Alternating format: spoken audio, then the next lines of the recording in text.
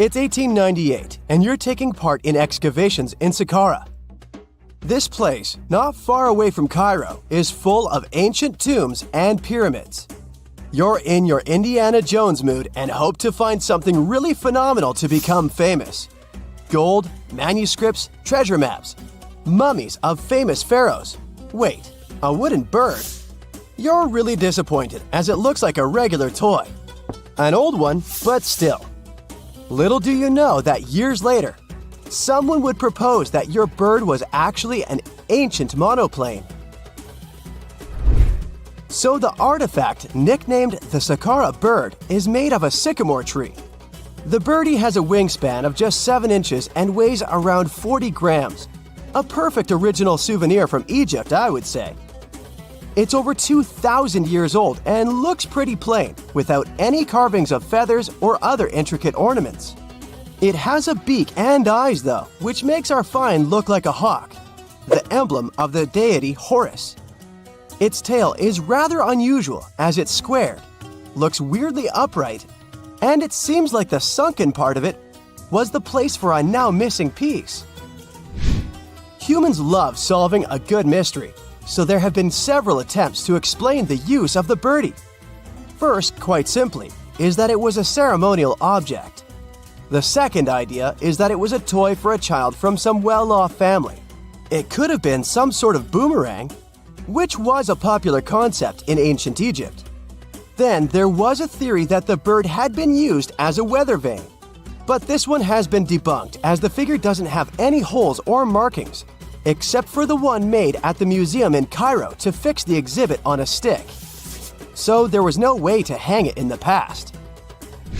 Almost a century after the bird was found, Egyptologist Dr. Khalil Masiha proposed a new theory that it could have been a model of a monoplane. He believed the bird was missing a horizontal tailplane. Otherwise, it had its wings set at a right angle, similar to that of modern planes. It could have worked to generate the aerodynamic lift necessary for flights. Dr. Masiha also claimed that it was common at that time to place miniature models of technological inventions in tombs. So, did the ancient Egyptians really invent the plane in 200 BCE? That would make the Wright brothers, who are considered the inventors of aviation, really upset. They made one of their first flights only in 1903. There's just one way to know for sure, and that is to test the model. But you know, the ancient museum in Cairo would unlikely let one of their cherished exhibits fly around like a toy. That's why glider designer Martin Gregory built a similar model, this time of balsa wood, and concluded that even with the missing tailplane, the plane wasn't much of a flyer. Case solved? Not really. This didn't sound convincing enough to the History Channel, so they invited an aerodynamics expert to build another replica of the bird. He tested it in weather conditions similar to those in Egypt and was impressed with the little plane's abilities. So, if they did invent the prototype of a plane back in the times of pharaohs, it would be a good example of an oupart. That's an out-of-place artifact, an object that's way ahead of its time in terms of technology or history. And the Saqqara bird isn't the only example of such a revolutionary concept. In 1901, a group of divers retrieved the Antikythera mechanism from an underwater shipwreck near the Greek island of Antikythera. It's been dubbed the world's first analog computer, and it's currently dated around 100 BCE. The bronze mechanism could tell the position of the sun, moon, planets, and stars, as well as the lunar phase, the dates of upcoming solar eclipses, and even the speed at which the moon moves through the sky. No one's sure who used it and how or where it was made. But it's obvious that it's extremely precise and way too advanced for its time. The first flushing toilets in the world were invented in the middle of the 20th century. Just kidding. The ancient Minoans on the Mediterranean island of Crete and the Indus Valley civilization both came up with this brilliant invention at the same time, around 4,000 years ago. The plumbing and sanitation were so well done that no one managed to design anything better until 2,000 years later.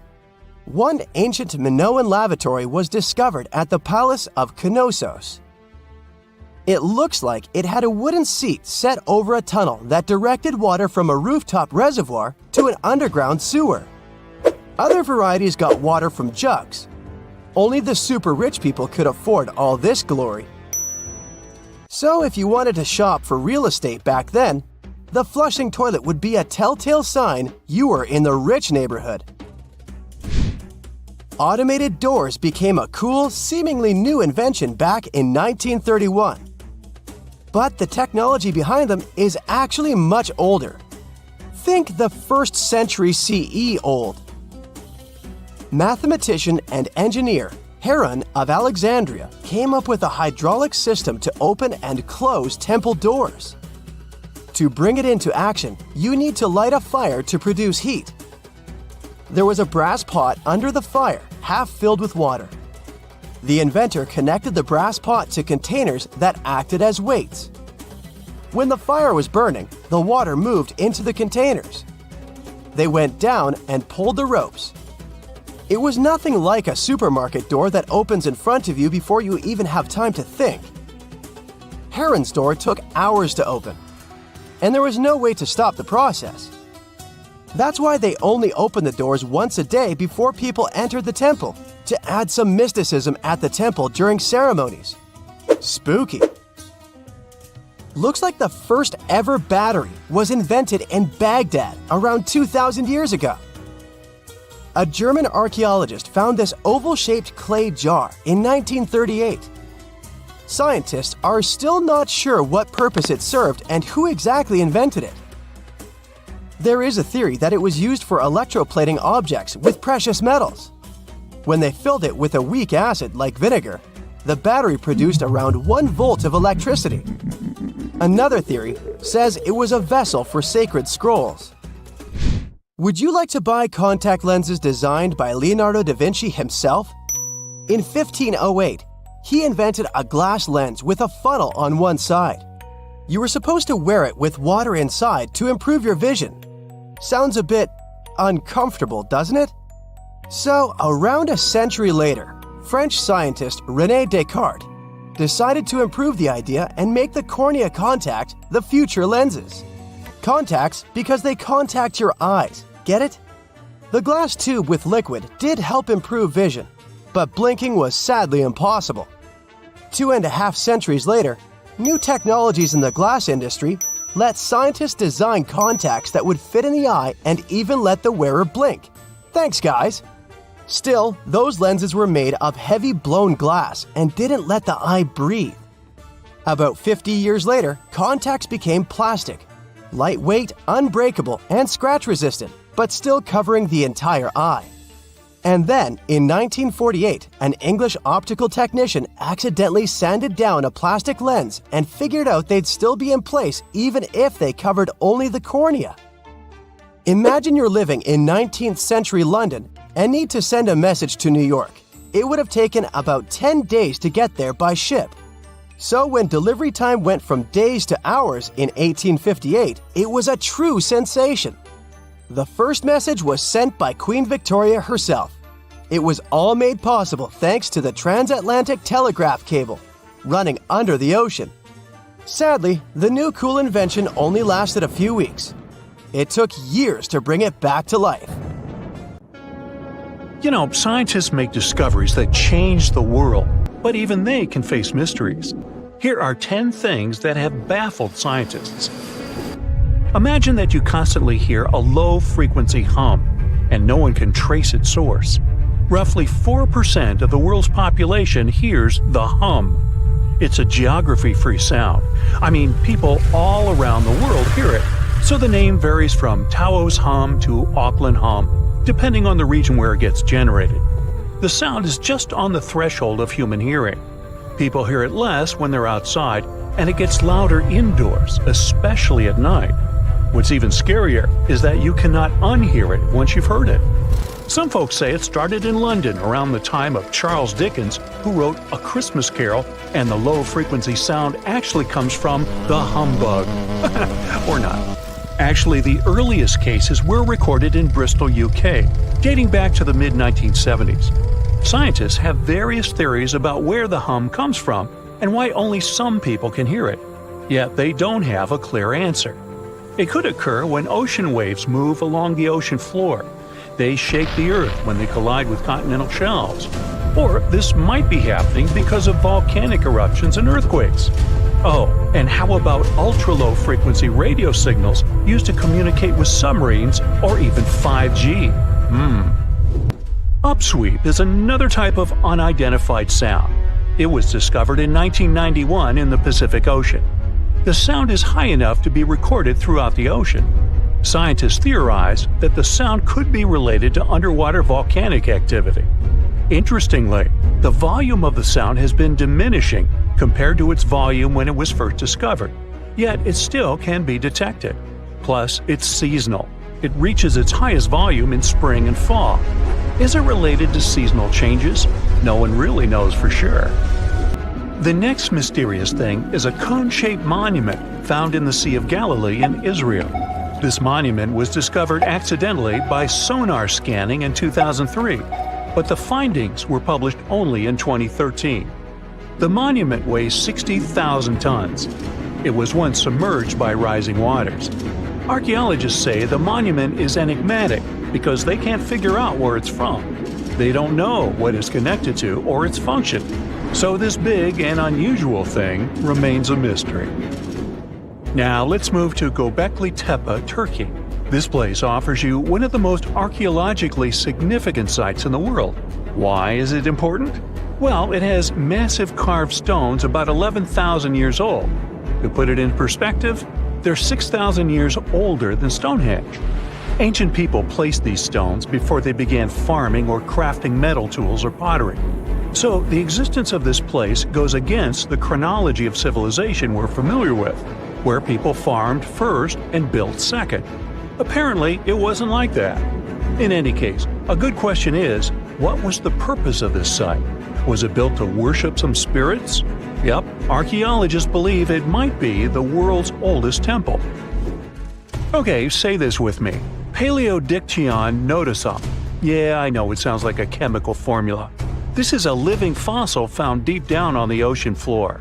A creature makes these hexagonal burrows, that for sure. Yet scientists can't identify the artists. Now, what do I mean by living fossil? Well, Paleodictyon noticeum is a creature believed to produce a burrow nearly identical to Paleodictyon fossils. Is it a worm-like animal that made them? Scientists don't know. One thing is clear, this isn't some random stuff created by geological forces. Now speaking of fossils, take a look at this giant one. Its informal name is Godzilius. It was discovered in 2011 by an amateur paleontologist. This is a scientist who studies the history of life on Earth by analyzing fossil records. Anyway, back to Godzilius. It's almost 7 feet in length and 9 feet tall if you were to measure it upright. This fossil is 450 million years old, coming from the time when Cincinnati was underwater. It might be a fossilized algae mat, but some scientists have different opinions. This is a massive tunnel found in South America. The tunnel is at least 8,000 to 10,000 years old. At first, researchers discovered a couple of colossal burrows. They were enormous and neatly constructed. Geologists were amazed, saying they had never seen such structures before. There's no known geologic process to explain their formation. I mean, researchers have known about the burrows since the 1930s, but back then they believed that these tunnels were just some sort of archaeological construction, until they discovered huge claw marks on the walls and ceiling. They reasoned that some extinct species could be the ones to have left these marks. Many geologists strongly believe they found the burrows of giant ground sloths and armadillos. The structure is the largest known burrow from the Paleolithic age in the Amazon. Yet experts have many questions. How come such a deliberate-looking structure could form naturally? A researcher then discovered another strange cave. This one was hundreds of miles away from the massive tunnel. Fast forward, there are now more than 1,500 burrows from the Paleolithic age found in Brazil. What's even more interesting is that some of these caves are connected to tunnels that sometimes lead to chambers. I'll continue with a natural phenomenon. What if I told you that every year, especially in October, fireballs appear on the Mekong River in Thailand? According to legends, Naga fireballs are a call for Buddha to return to Earth, and river serpents are the ones making these calls. Well, that's a myth, but what does science say about it?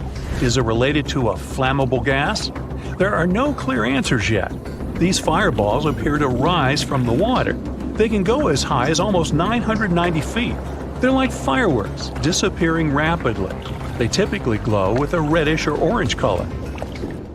I'll mention some legends too, because why not? They're thrilling. And it would be a shame not to include the one about the lost city of Atlantis. As you may know, the legend says that Atlantis submerged into the ocean around 11,000 years ago. Since then, not just scientists, but also treasure hunters and philosophers have been searching for the lost world. Could Bimini Road be a trace? In 1968, a diver found strange stones off the coast of North Bimini Island in the Bahamas. The stones look human-made. It's like they were evenly spaced out and laid in an orderly row. It baffled scientists, but not for long. Carbon dating analysis of the blocks revealed that geological forces created the road naturally.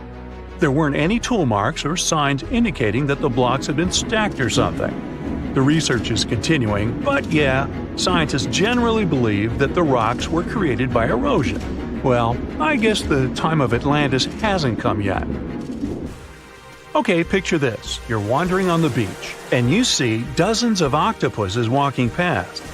In 2017, a group of people from Wales witnessed exactly this. Why did these creatures come out of the ocean? No one knows the answer. The group reported that they had seen 20 to 30 octopi crawling on the sand. The people looked for some signs of injury, but found nothing. They said that they had carried the animals back to the ocean. Interestingly, these creatures kept crawling onto the shore when people were asleep. Experts say that it's hard to be sure of the reason that pushed the animals to the beach without conducting a physical examination. They're still speculating about the reason behind this unusual and rare occurrence. Could it be overcrowding? Furthermore, the octopi were well armed.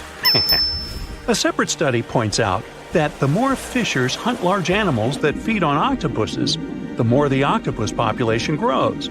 Maybe that's why these creatures have to go farther to find food or shelter. But without proper research, these are only theories. There's a lot we don't know about space, too. So here's a bonus fact about the yellowish source of life in the solar system. Scientists have discovered a new type of wave inside the sun. These waves move in the opposite direction to the sun's rotation. Plus, they move super fast, so fast that it's beyond our understanding. Researchers have different theories about the function of the waves. If they figure out their role, this could give them additional insight into the processes happening inside the sun. And yes, the octopi were well armed. Scientists have recently discovered Leonardo da Vinci's hidden passages under a medieval castle in Italy. They followed a newly found 15th century sketch by the creator of the Mona Lisa and found one of the unexplored architectural wonders from the age of the Renaissance. Construction of the Sforza Castle started back in 1358, but it was destroyed about a century later during a local crisis. Then, in 1450, Francesco Sforza, the Duke of Milan, decided to rebuild it on the old ruins. After he passed away, his son Ludovico took over and kept improving the castle.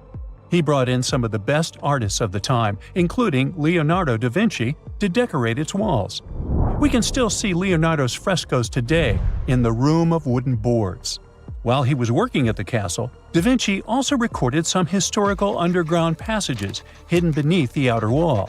The drawing, dated between 1487 and 1490, was found at the Institut de France in Paris.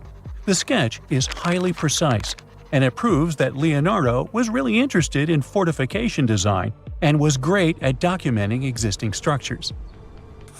Historical records show that Ludovico ordered the building of an underground passageway that led straight to a basilica, where his wife was buried.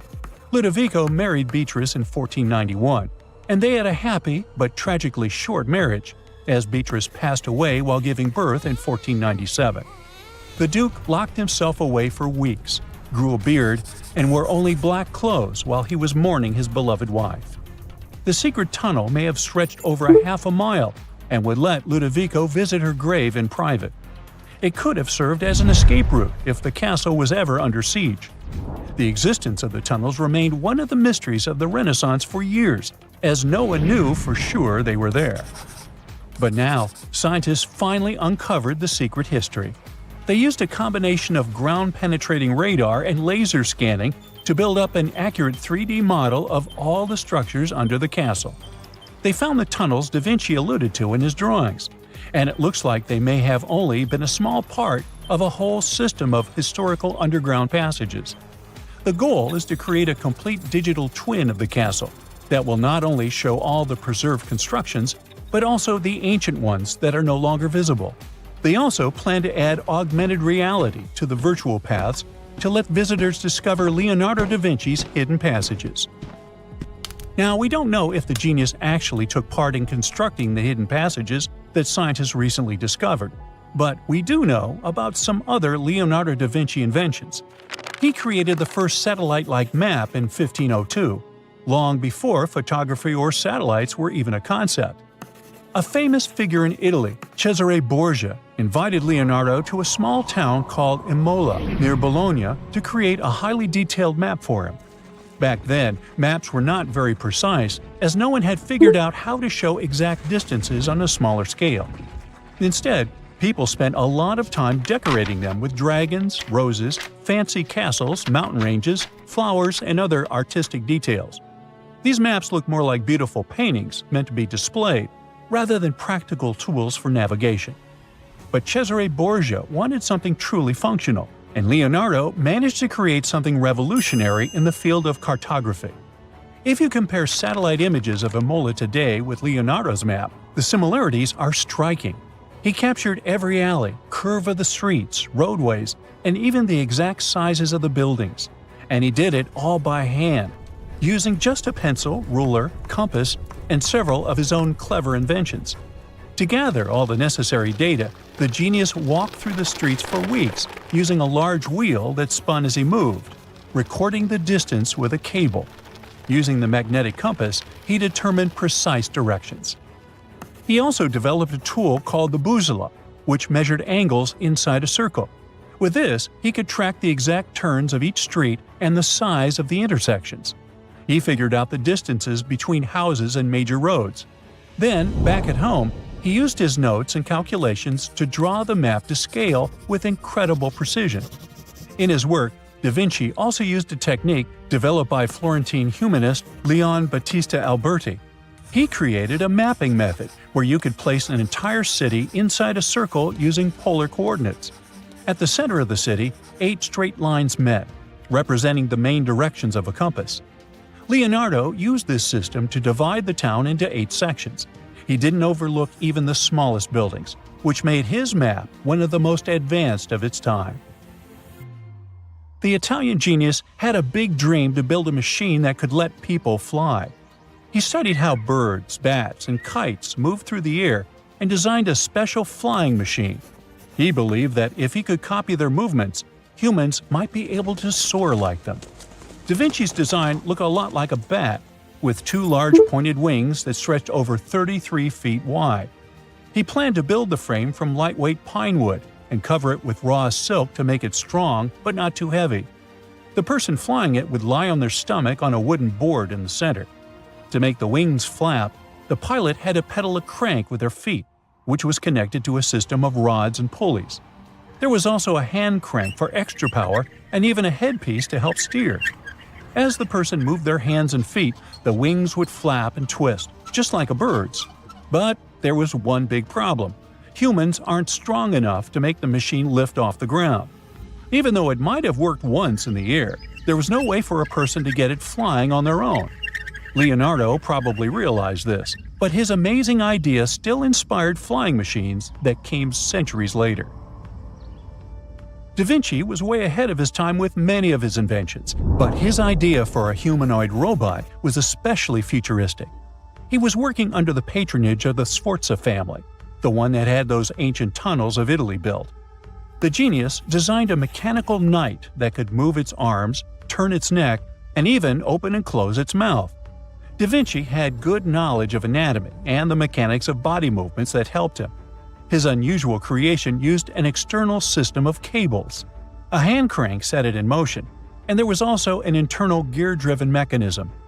About 450 years later, Da Vinci's detailed sketches of the robotic knight were rediscovered in the 1950s.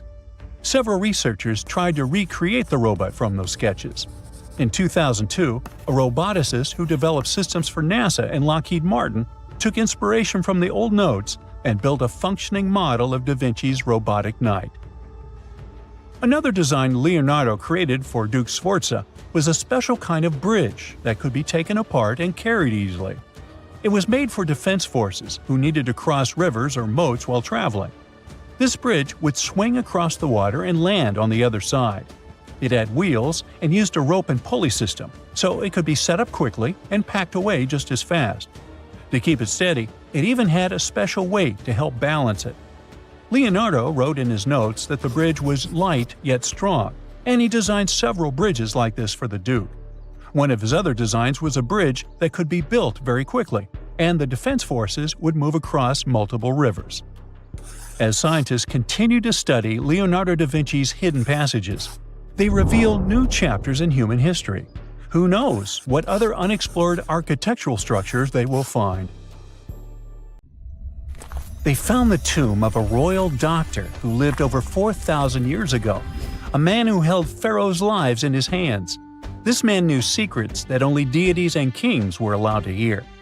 And yet, when they opened his tomb in 2024, there was no body, just vivid paintings untouched by time and cryptic symbols carved into stone. Who was he, and why was he buried with spells linked to a scorpion deity? The tomb was buried deep beneath the sands of Saqqara.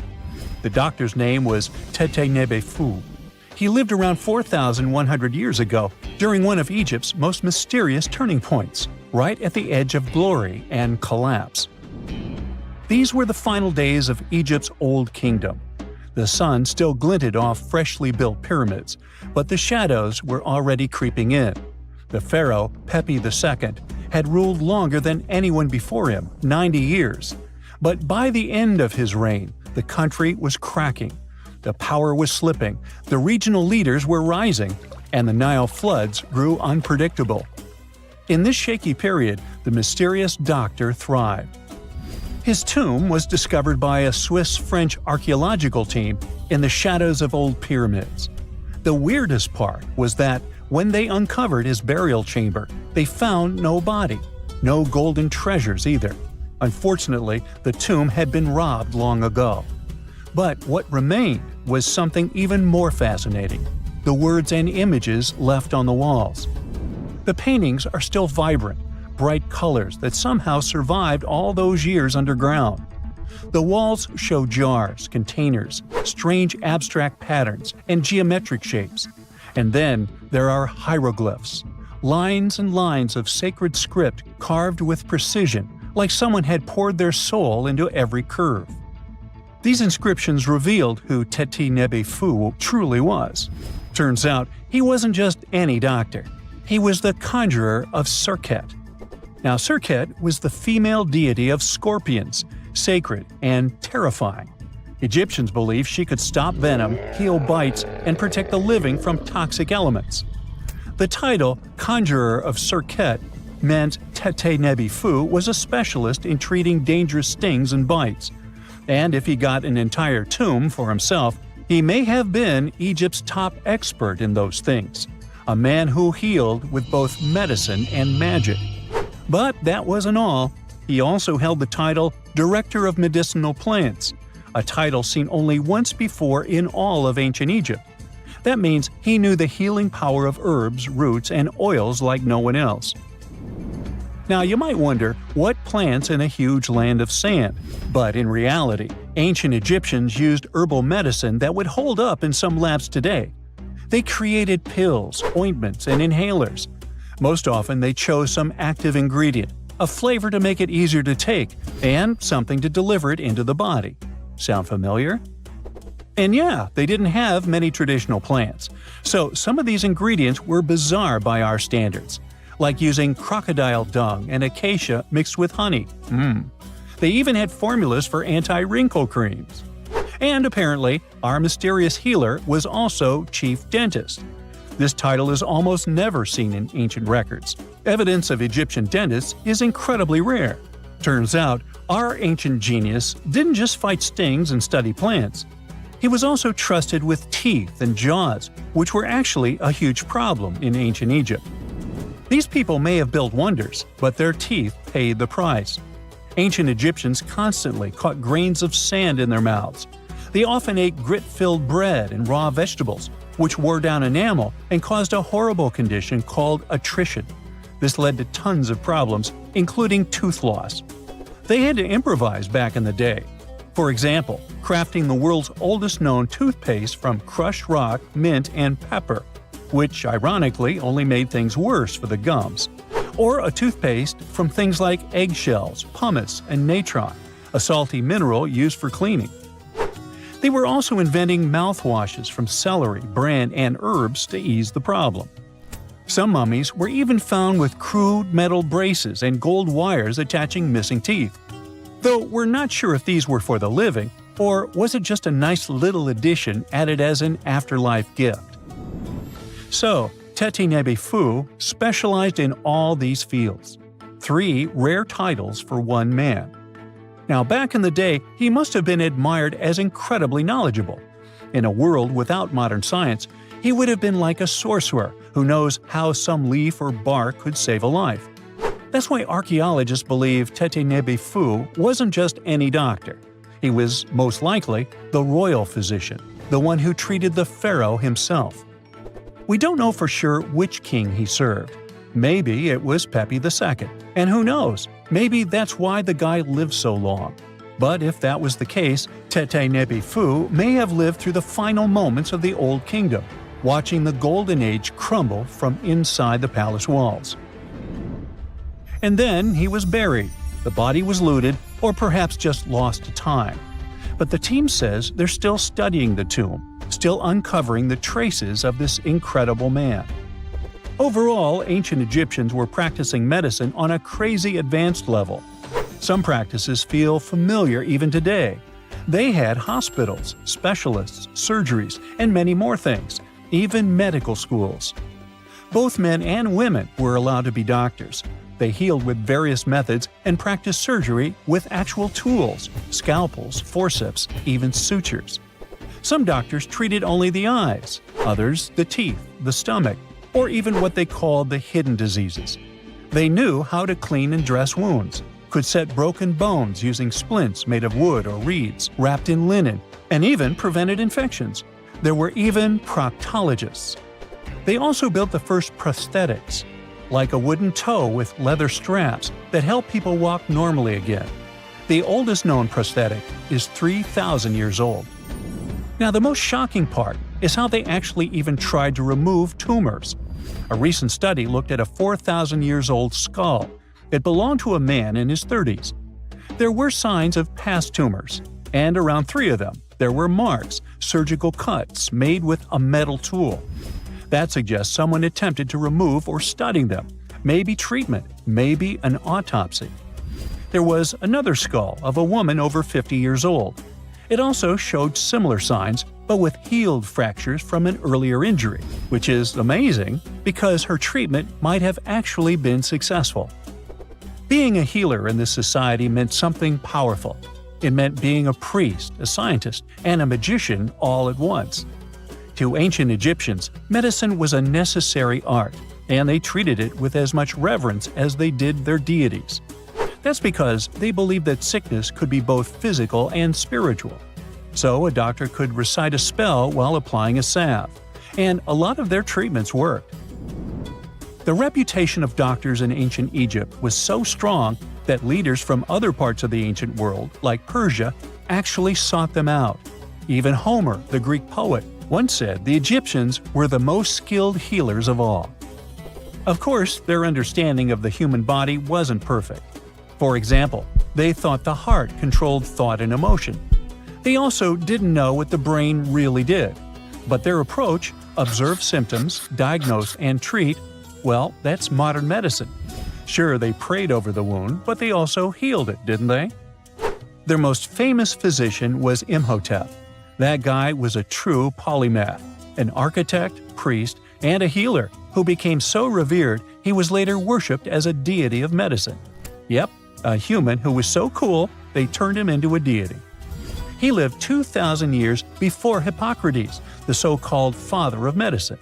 And yet, some people joke we should drop the Hippocratic Oath altogether and swear an Imhotepic oath instead. These people weren't just laying the foundations of pyramids, they were laying the foundations of healthcare. Antarctica, a snowy world of about minus 46 degrees Fahrenheit, covered in ice for millions of years. But it wasn't always this way. Scientists just found something buried deep beneath the seafloor that shouldn't exist. Tiny golden droplets of amber. This means that Antarctica was once teeming with life and thick with trees. But something happened to it. Something that could reshape the way we see our own future. Antarctica has been a land of howling winds for millions of years. No tree can grow here today. But scientists who studied those lands decided to drill deep beneath the Antarctic surface. They went thousands of feet below the ice, pulling up ancient layers of sediment. And there, trapped in time, they found tiny pieces of golden amber. Amber is basically fossilized tree resin. It's found all over the world, often with perfectly preserved pieces of ancient life. Insects trapped mid-flight, pollen frozen in time. Entire tiny ecosystems can be locked inside golden droplets. In every continent, but not in Antarctica. Until now. They discovered tiny specks from 0.5 to 1 millimeter in size, smaller than a grain of sand, but with huge significance. This droplet had once oozed from the bark of a tree about 90 million years ago. What's even wilder, amber is only produced by certain types of trees, the ones that grow in humid, temperate rainforests and jungles. That's when the realization hit. Antarctica used to be a rainforest. Those tiny flecks of amber, clearly seen only under a microscope, tell us a vivid story of a living and breathing ecosystem. Around 90 million years ago, during the Cretaceous period, when dinosaurs ruled the Earth, Antarctica could have been covered in lush, swampy forests filled with towering conifers, ferns, and ancient plants. Some of the fragments showed signs of damage. That means the trees that produced them had been injured, perhaps by wildfires or parasites. Though despite that, and despite the fact it spent millions of years on the seafloor, this amber was almost perfectly preserved. Solid, transparent, and free of cracks. Normally, amber buried under extreme pressure and heat just crashes over time. But this piece, it survived. That means other pieces could survive as well, and we might find more of them on the ocean floor.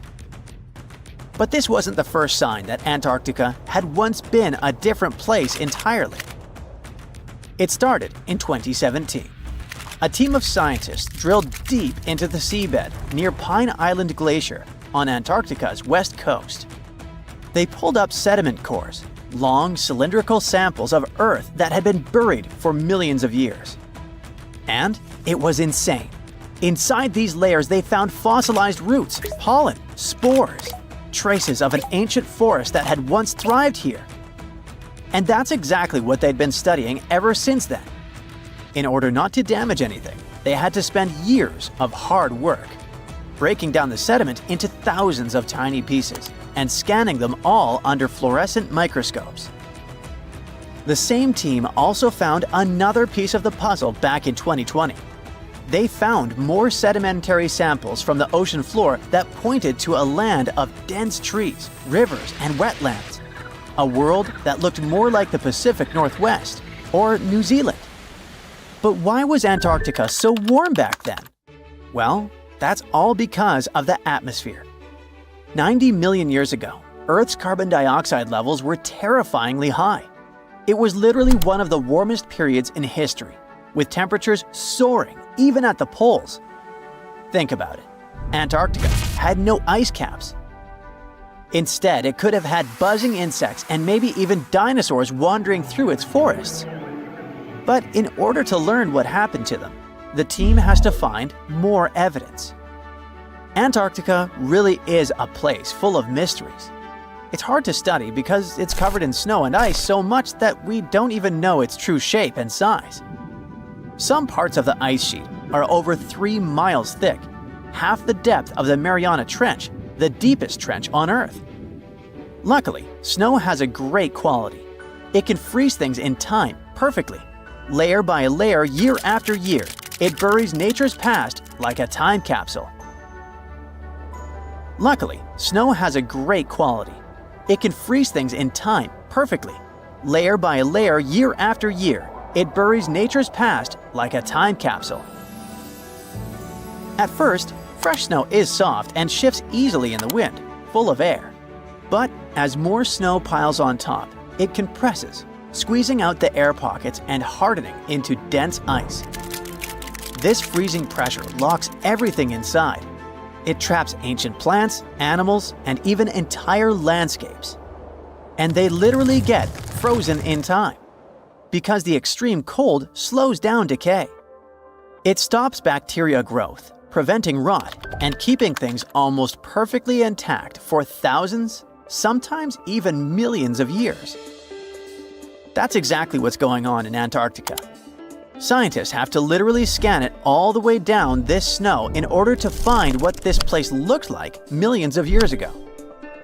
What they found is an entire lost world buried under miles of ice. It was beneath the thickest ice of East Antarctica, near the Aurora and Schmidt subglacial basins. The weight of the ice has been so immense for so long that it actually protected the land from erosion. Scientists call it the ghost of Antarctica's landscape, and it's nothing like the smooth, flat wasteland seen from above.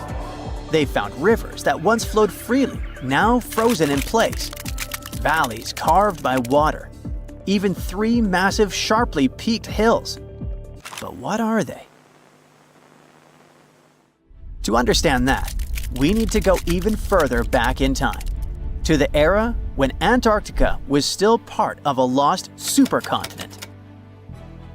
Hundreds of millions of years ago, the land we now call Antarctica was part of Gondwana, an enormous supercontinent that included South America, Africa, India, Australia, and Antarctica all fused together. But as Earth's tectonic plates slowly drifted apart, Gondwana broke into pieces. Antarctica was ripped apart, its land stretched and fractured. The massive ice sheets that formed later covered these broken landmasses, preserving them like frozen fossils. As the ice shifted and melted over time, valleys formed, and ancient rivers likely carried water toward a coast that was hundreds of miles away from where it is now. But that's not the only thing Antarctica has hidden. If you stripped away the ice, you wouldn't see a smooth, empty continent.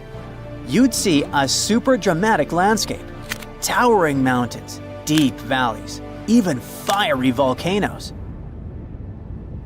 In West Antarctica, at least 138 volcanoes are buried under the ice. One of them, Mount Erebus, is still active. And inside, it has warm volcanic caves where you could walk in a t-shirt. Oh, and if it wasn't weird enough, Erebus is also spewing out gold. Yep, the actual tiny specks of gold from deep within the Earth. Scientists believe this happens because magma, the superheated semi-molten rock beneath the Earth's surface, carries liquid gold with it as it rises. Every single day, Erebus releases about 0.2 pounds of it. That's worth around $6,000 per day. In a year, that adds up to 64 pounds, or more than $2 million, floating into the sky. Unfortunately, before we grab shovels, we gotta remember that those are just microscopic particles. They're often smaller than 60 micrometers, thinner than a human hair. Not even mentioning that they're scattered around up to 620 miles away from the volcano itself. Finding them is nearly impossible. But that just shows that even in such a harsh place that looks just like a white desert, there are still many fascinating mysteries to discover. For example, somehow, life still clings there. In 2017, scientists drilled deep beneath the ice of the Ross Ice Shelf looking for water, but they found something fantastic instead. A river hidden beneath 1,640 feet of ice, running through the dark. And inside it, hundreds of tiny shrimp-like creatures. They swarmed around the camera, blocking the lens, welcoming the scientists. In deep caves beneath the ice, DNA evidence has also shown traces of moss, algae, and possibly even unknown tiny animals. So, turns out, even in one of the harshest places on Earth, life finds a way. And who knows what else we'll discover in the South Pole?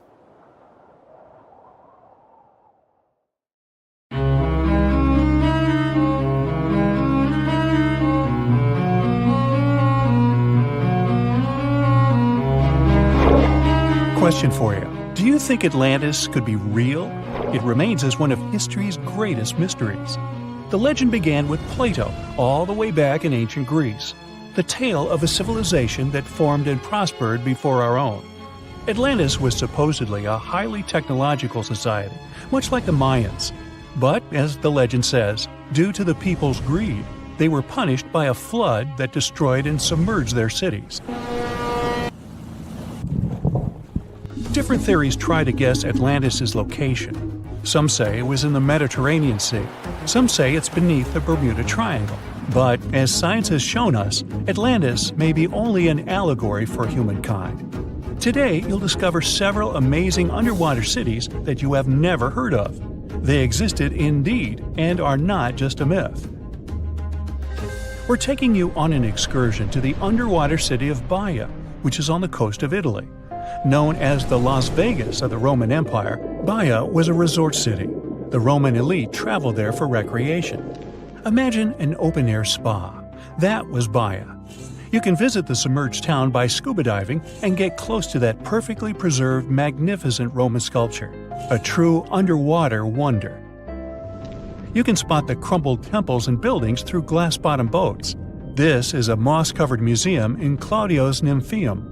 To your left, you can see a collection of classical Greek statues. Swimming down the Via Herculeana, you'll arrive at Villa Aprotio. Villas are Italian-style houses, and here you can admire their original marble floors. Notice the black and white patterns and the astounding shapes they make. Next, you'll arrive at Portus Julius. Can you see the collapsing wall structures at the bottom of the seafloor? You'll see well-preserved columns and limestone floors. Behold the ruins of the thermal baths of Lacus. The remaining multicolored mosaics are something great to see. You'll see their orange, blue, and green tiles if you get close enough. At Pisoni's Villa Pila, you'll see 25 preserved Roman pillars. Notice the arches, the frescoes nearby, and the magnitude of this well-kept treasure. The city was located over natural volcanic vents, so there were hot springs to be used at will. People went there looking to have an excellent time. And when I say people, I mean some of the great Roman emperors we learn about in school: Nero, Cicero, Caesar. But around the 8th century, the city was sacked and the luxurious town was abandoned. Slowly, the water level rose and the city started to drown. You are on a summer vacation off the coast of Greece, 4 hours outside of Athens, in the Peloponnese Peninsula on Pavlo Petri. You dust off your snorkel and head for a free dive on a bright sunny day. Sometime into the dive, you start noticing patterns on the seabed. 13 feet below the surface, the outline of familiar objects starts to appear, one by one. As you continue swimming, what looks like the outline of an entire city emerges before your eyes. You wonder, how could water have taken the whole city? Rocks are perfectly aligned into what appears to be the foundation of a building. Nicholas Fleming, a British oceanographer on vacation in Greece, was the person that discovered Pavlo Petri. He was documenting the seafloor artifacts. The team found the site filled with pots, storage vessels, and tools. A quern stone, for instance, is a tool used for grinding grains and turning them into flour. Multiple amphoras, which were found then, indicate that this settlement dated back to the Bronze Age, 5,500 years ago, when people started living in towns. The settlement is believed to have lasted for over 2,400 years. Pavlo Petri is considered today the oldest submerged town yet found, and it's impressive that it wasn't a simple village. It was a vibrant port city with stone-built buildings, a marketplace, streets, and even squares. Let's continue our exploration and find secrets in other underwater cities. You are diving off the coast of the Ryukyu Islands. Pacific waters are far from smooth. There's a strong current pulling you into the deep sea. Suddenly, you see a huge structure thanks to the sunlight shining down on the seabed. At first, it looks like Machu Picchu's ruins across the globe in Peru. As you approach it, you slowly figure out its form. A pyramid-shaped structure, arches, staircases. It's something that could have easily been a palace or castle. Could this also be a sign of human activity? What you just saw is known today as the Yonaguni Monument. It also goes by the name of Japan's Atlantis. The entire monument is about the size of 5 football fields and the height of a 5-story building. Its most surprising feature is its expansive terraces that host large crowd gatherings. Explorers and scientists believe that Yonaguni dates back to 10,000 years ago. But whether it is a man-made structure or a natural formation is still under debate. For Japan's top marine geologist, Professor Masaki Kimura, Yonaguni is the heritage of a lost civilization. Kimura has dived into exploring the ruins over 100 times over the past 10 years. According to him, there are clear signs of human activity down there. The Triangle Pool, located on the monument's surface, is a triangle-shaped concave that is a historical symbol of water fountains in the region. There is also a giant turtle carved on the eastern side of the structure. And according to Kimura, turtles have an important cultural meaning. Several pieces of stone tools have been recovered from the site. Their estimated age dates back to 10,000 years ago. However, not all scientists are convinced of the same. For many, Yonaguni is the result of thousands of years of erosion. The fact that the monument is composed of one massive rock leads them to believe that it is not human-made. The defined edges and flat surfaces resemble a natural formation occurrence in Northern Ireland, known as Giant's Causeway. A series of interlocking basalt columns look like the ruins of a palace, but they were the result of volcanic activity in the region. Well, stay tuned for more underwater discoveries. The next stop on our voyage is one of today's most famous underwater cities that has turned into an underwater archaeological park. The city of Port Royal in Jamaica exists today only below the surface. But in 1692, it was one of the wealthiest cities in the Western Hemisphere. Port Royal was the center of the British Empire at the time, and an important trade city that attracted people from all over. It was also home to real-life pirates of the Caribbean.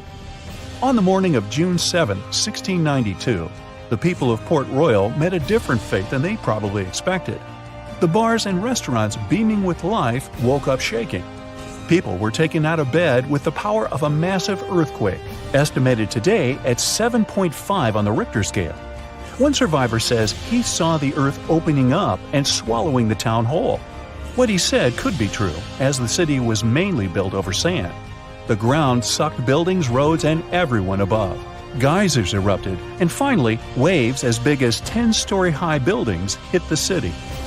About 33 acres of the city disappeared underwater, and amazingly, most of its 17th century remains lie in good condition under 40 feet of water. In the ruins, archaeologists have found taverns, storage rooms, kitchens, and recreational buildings used for diverse purposes. You can see a grand lion statue, a submerged bridge, and many picturesque arches.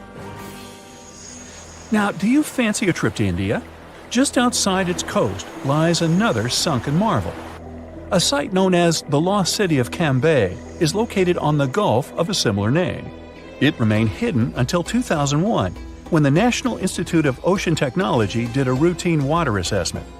With sonar technology, which sends a wave of sound to the bottom of the sea, they found something far beneath the surface. Images showed well-defined geometric shapes spread along a 5-mile stretch. The remains found dated to more than 9,500 years ago, meaning that this civilization was lost at around the end of the Ice Age. Debris recovered from the site included construction material, pottery, beads, sculptures, and even bones. Scientists argue whether these artifacts are indeed from the site, but if they truly are, then the lost city of Cambay would be the oldest civilization in the world. In the northeast of Thailand, a family of enormous stone whales swim through a forest. These aren't real whales, of course. They're actually a part of a 75-million-year-old rock formation. A long time ago, this part of Thailand was just a desert. The movements of the Earth's crust pushed sandstone up to create these fascinating mountains. Reachable by anyone willing to spend a day hiking up the network of trails, this landmark is becoming increasingly popular with tourists. Once you reach the back of one of the whales and look down on the endless sea of green below, you'll know why. On these hikes, you'll find waterfalls, a wide variety of exotic plants and animals, and from the very top, you can even look straight across to the neighboring country of Laos. Their shapes look just like whales swimming together. No wonder this place is called Three Whale Rocks. What a way to see Thailand on the back of a giant stone whale. While digging in a Canadian mine in March 2011, a worker made a shocking discovery. They found a nearly perfectly preserved nodosaur specimen. This extinct dinosaur weighed in at around 3,000 pounds and grew to 18 feet. Despite being over 110 million years old, the nodosaur was so well preserved that you can clearly see the heavy body armor and scaly skin that covered it. It took almost an entire year of painstaking work to uncover the incredible find. The fossil was finally unveiled in a Canadian museum in 2017.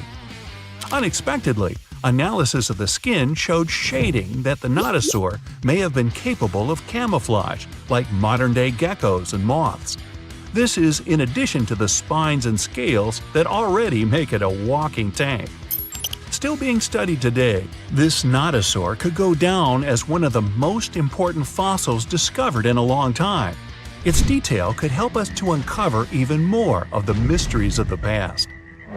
The Voynich manuscript is the world's most mysterious document.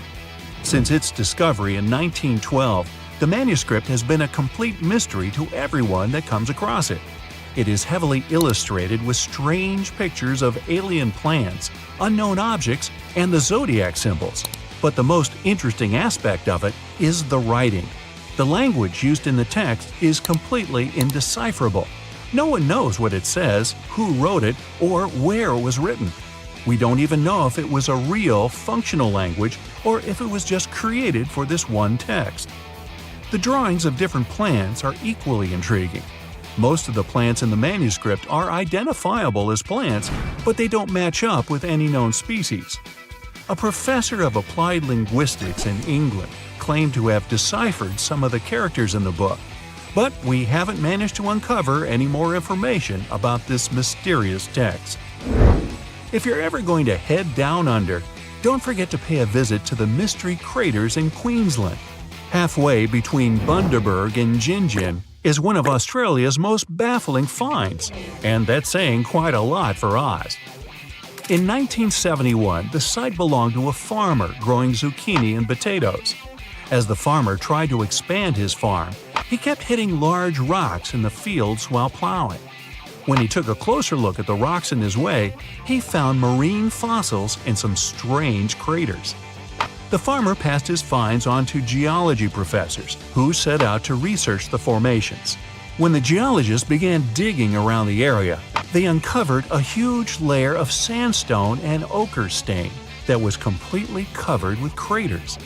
There were 35 craters in total, and the layer of rock is estimated to be around 25 million years old. The scientists studying this mystery believe that hot springs, former ocean activity, and meteors are the prime suspects behind the craters. And I'd like to know about the characters who named those towns Bundaberg and Jinjin. What fun names! Now, the Antikythera mechanism is an ancient computer of sorts that's still baffling scientists with its extraordinary design. Around 2,000 years ago, a Greek ship sank off the coast of the island of Antikythera. The wreckage was discovered in 1900, and divers salvaged some of its ancient artifacts. When archaeologists started sorting out the discoveries from the wreckage, they came across an object that didn't seem to fit with anything else. The wreckage was ancient, but they found an incredible device that seemed far too technologically advanced. The machine functioned as a calculator, allowing its user to follow time, the movement of stars, eclipses, moon phases, and even countdowns to events like the Olympics with amazing precision. This level of technology is almost impossible to explain coming from an ancient Greek wreckage. No mechanism would come close to the machine until the 14th century, when geared clocks began to be built in Europe. How was the device, created so long ago, 1,400 years before its time? Could the sinking of the Antikythera and the loss of the calculator have held the development of technology back by hundreds of years? Meanwhile, the Caucasus Mountains near the Black Sea are one of the few areas of Europe that haven't experienced much human impact, even though most white-skinned people in the world are referred to as Caucasians. Despite this, archaeologists have found many ancient megalithic structures in the area. The house-like structures, known as dolmens, contain jewelry, bronze tools, and assorted pottery. Archaeologists don't know who built them, why they built them, or what their true purpose is. The stones were either two stones held together by a large stone as a roof, or smaller stones stacked as walls with a hole only on one side.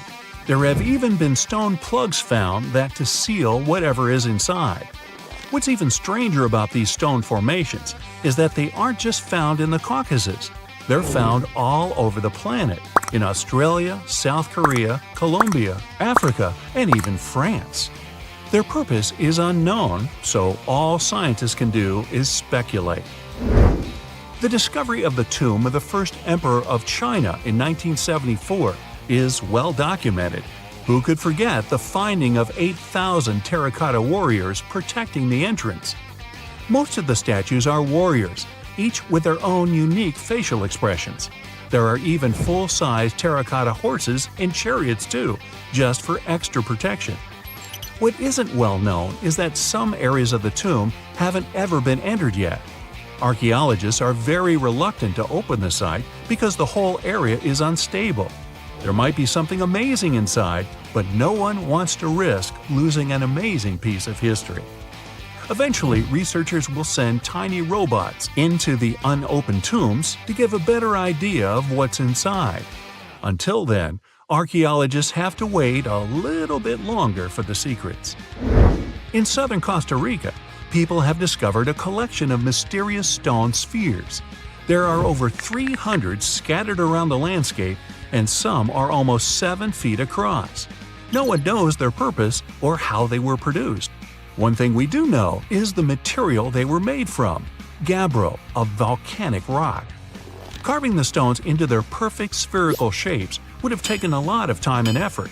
Researchers think they might have been made by a now extinct group, using barely any tools. The best theory is that they used small stones to chisel away at the edges of boulders, before using sand to smooth the sides. Some think that they may have an astronomical purpose, or even used as markers to point the way towards something. But no one knows anymore. Their significance is lost with the civilization that created them.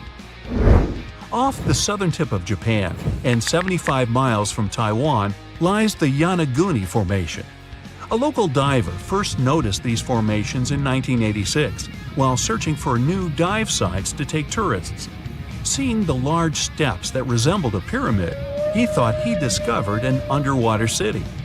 Some archaeologists believe that the structures could have been signs of a fabled Pacific civilization, like Atlantis, that vanished beneath the waves thousands of years ago.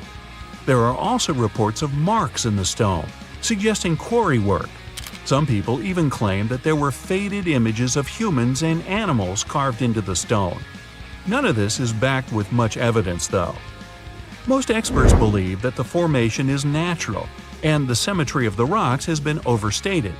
They are not as straight as reported, and it appears to be solid natural rock, rather than carved blocks.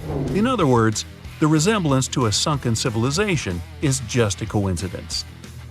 In Turkey, archaeologists believe they might have found the oldest known architecture in the world, over 10,000 years old, according to experts. Found in an area that used to be home to ancient farming communities, these monoliths, which stood up to 18 feet high, were likely used for social events and rituals. Not much is known about them, though. These large stone structures seem to be human-shaped, with images of animals carved into them. Nearby, researchers have found signs of domestic housing, suggesting that these amazing monuments might have signaled the start of the move towards modern civilization. The Kimbaya artifacts are some of the most interesting artifacts ever found. The most curious thing about them is how closely they seem to resemble modern airplanes. They're so aerodynamic that modern scientists believe they might even be able to be used as blueprints for a functioning aircraft. In 1994, two aeronautical engineers created larger-scale models of these artifacts. They proved that the designs fly, with a little help from modern engines. What's really astonishing is that these objects are possibly thousands of years older than the first airplane by the Wright brothers. Just another one of our world's fascinating mysteries. In the ice caves of Mount Rainier in the United States, vibrant blues and whites form breathtaking ice sculptures that sparkle like precious gems. But don't get too close. These delicate formations are constantly at risk of collapse.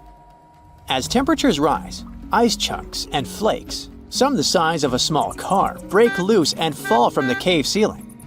Explorers also face the risk of hypothermia, with freezing air inside and even colder meltwater flowing from the snowfield. The volume of meltwater increases as the day heats up, making the caves even riskier in the afternoon. If you dive into this strange pond in Norway, known as Plura, and swim around for around 1/3 of a mile, you will emerge into a long, colorful cave where limestone and marble formations form narrow and edgy passageways. If you are an okay diver, who does it just for fun, you can end your exploration there. But this cave system is the deepest in Northern Europe, so highly trained and experienced divers can continue exploring the course, which quickly plunges much deeper through pitch-black, ice-cold water, becoming narrow and difficult. In winter, temperatures drop to around 36 degrees Fahrenheit. Sadly, tragic incidents have marked this cave's history, as lost divers have faced perilous retrieval efforts. Jacob's Well in Texas looks like a calm 12-foot swimming hole, inviting and refreshing. Yet, what lies beneath is a treacherous sinkhole leading to a hidden underwater cave system. The dark, secretive depths beneath the placid water descend vertically for about 30 feet, then continue downward at an angle through a series of silted chambers separated by narrow restrictions, finally reaching an average depth of 120 feet, which is about the height of a Ferris wheel. Despite its pretty appearance, the well claimed 9 lives between the 1960s and the 1980s, but some people speculate that the actual number could be higher.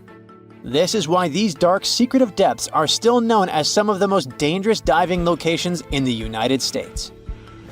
As we dive deeper into the Earth, we find ourselves in Verekovnica Cave in Georgia, known for being the deepest cave in the world.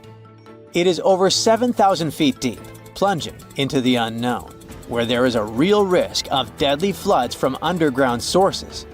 At the deepest level you can reach, there's a stunning turquoise lake surrounded by jet-black limestone. It is described as a beautiful yet eerie spot that can quickly turn into a scenario where you need to fight for survival. When storms and thunder hit, the roar inside the cave is almost deafening, and the water floods rise really fast. When this happens, explorers cannot afford to wait. They must find a way out immediately. The thing is, caves and storms together are a seriously dangerous mix. Take, for example, the event that occurred in 2018 that had the whole world glued to the news. 12 boys from a junior soccer team went exploring in Thailand's Chiang Rai province with their coach. They raced their bicycles up into the forested hills to reach the Tam Long cave. In high spirits, they clambered into the cave with just their torches, planning to stay for only about an hour. But they didn't emerge until 2 weeks later. That's because right after they entered there, heavy rainfall began, partially flooding the cave system, blocking their way out, and trapping them deep inside. This is how the world learned about the real dangers of the Tam Long cave. The Kidam Caves, located in Mount Elgon National Park in Kenya, is considered one of the most dangerous caves in the world. The cavern walls are covered in scuffs and marks that appear to have been made by miners searching for gems or gold. But later, it was discovered that those strange marks were actually made by elephants that go inside and mine the rock, seeking its sodium-rich salts. Although it is interesting, that's not the reason the cave is so frightening. It turns out these caves have a long history of being a breeding ground for some of the most fatal viruses in human history. Just to be safe, it's best to stay far away from there.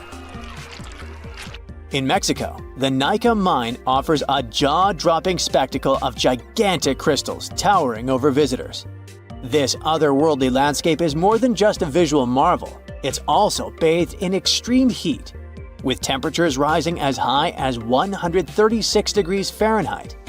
Additionally, the air in the cave has 90 to 99% humidity, making the environment feel even more unbearably hot. But before you start making travel plans to visit this amazing natural site, keep in mind that this cave is completely off limits to tourists. Only scientists with special permission can enter, and they must wear protective gear. Our next stop is in New Zealand, where you can find the Cathedral Cave, which is actually two connected limestone sea caves located on Waipati Beach. With 600 feet of tunnels reaching impressive heights of 98 feet, these caves are among the most remarkable sea cave complexes in the world. And they were formed after waves hit the same spot over thousands of years.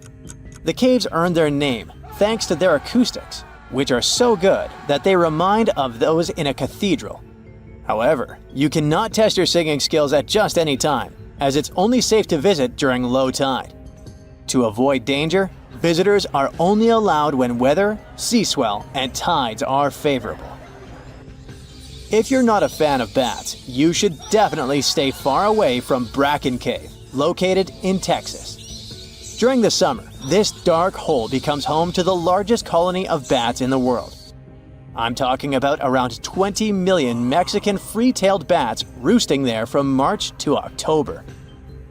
Those people who are brave enough to approach say it's like watching a ballet as millions of bats emerge from the cave in synchronized waves, never once bumping into one another. If you listen closely, you can hear their wings flapping, which people describe as sounding like steady, gently falling rain.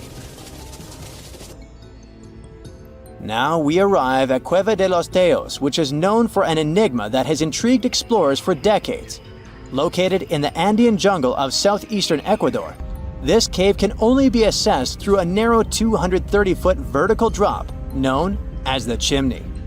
Inside, explorers find a labyrinth world of chambers the size of large buildings, connected by narrow galleries and impressive halls, some of which are pierced by jagged stalactites and stalagmites.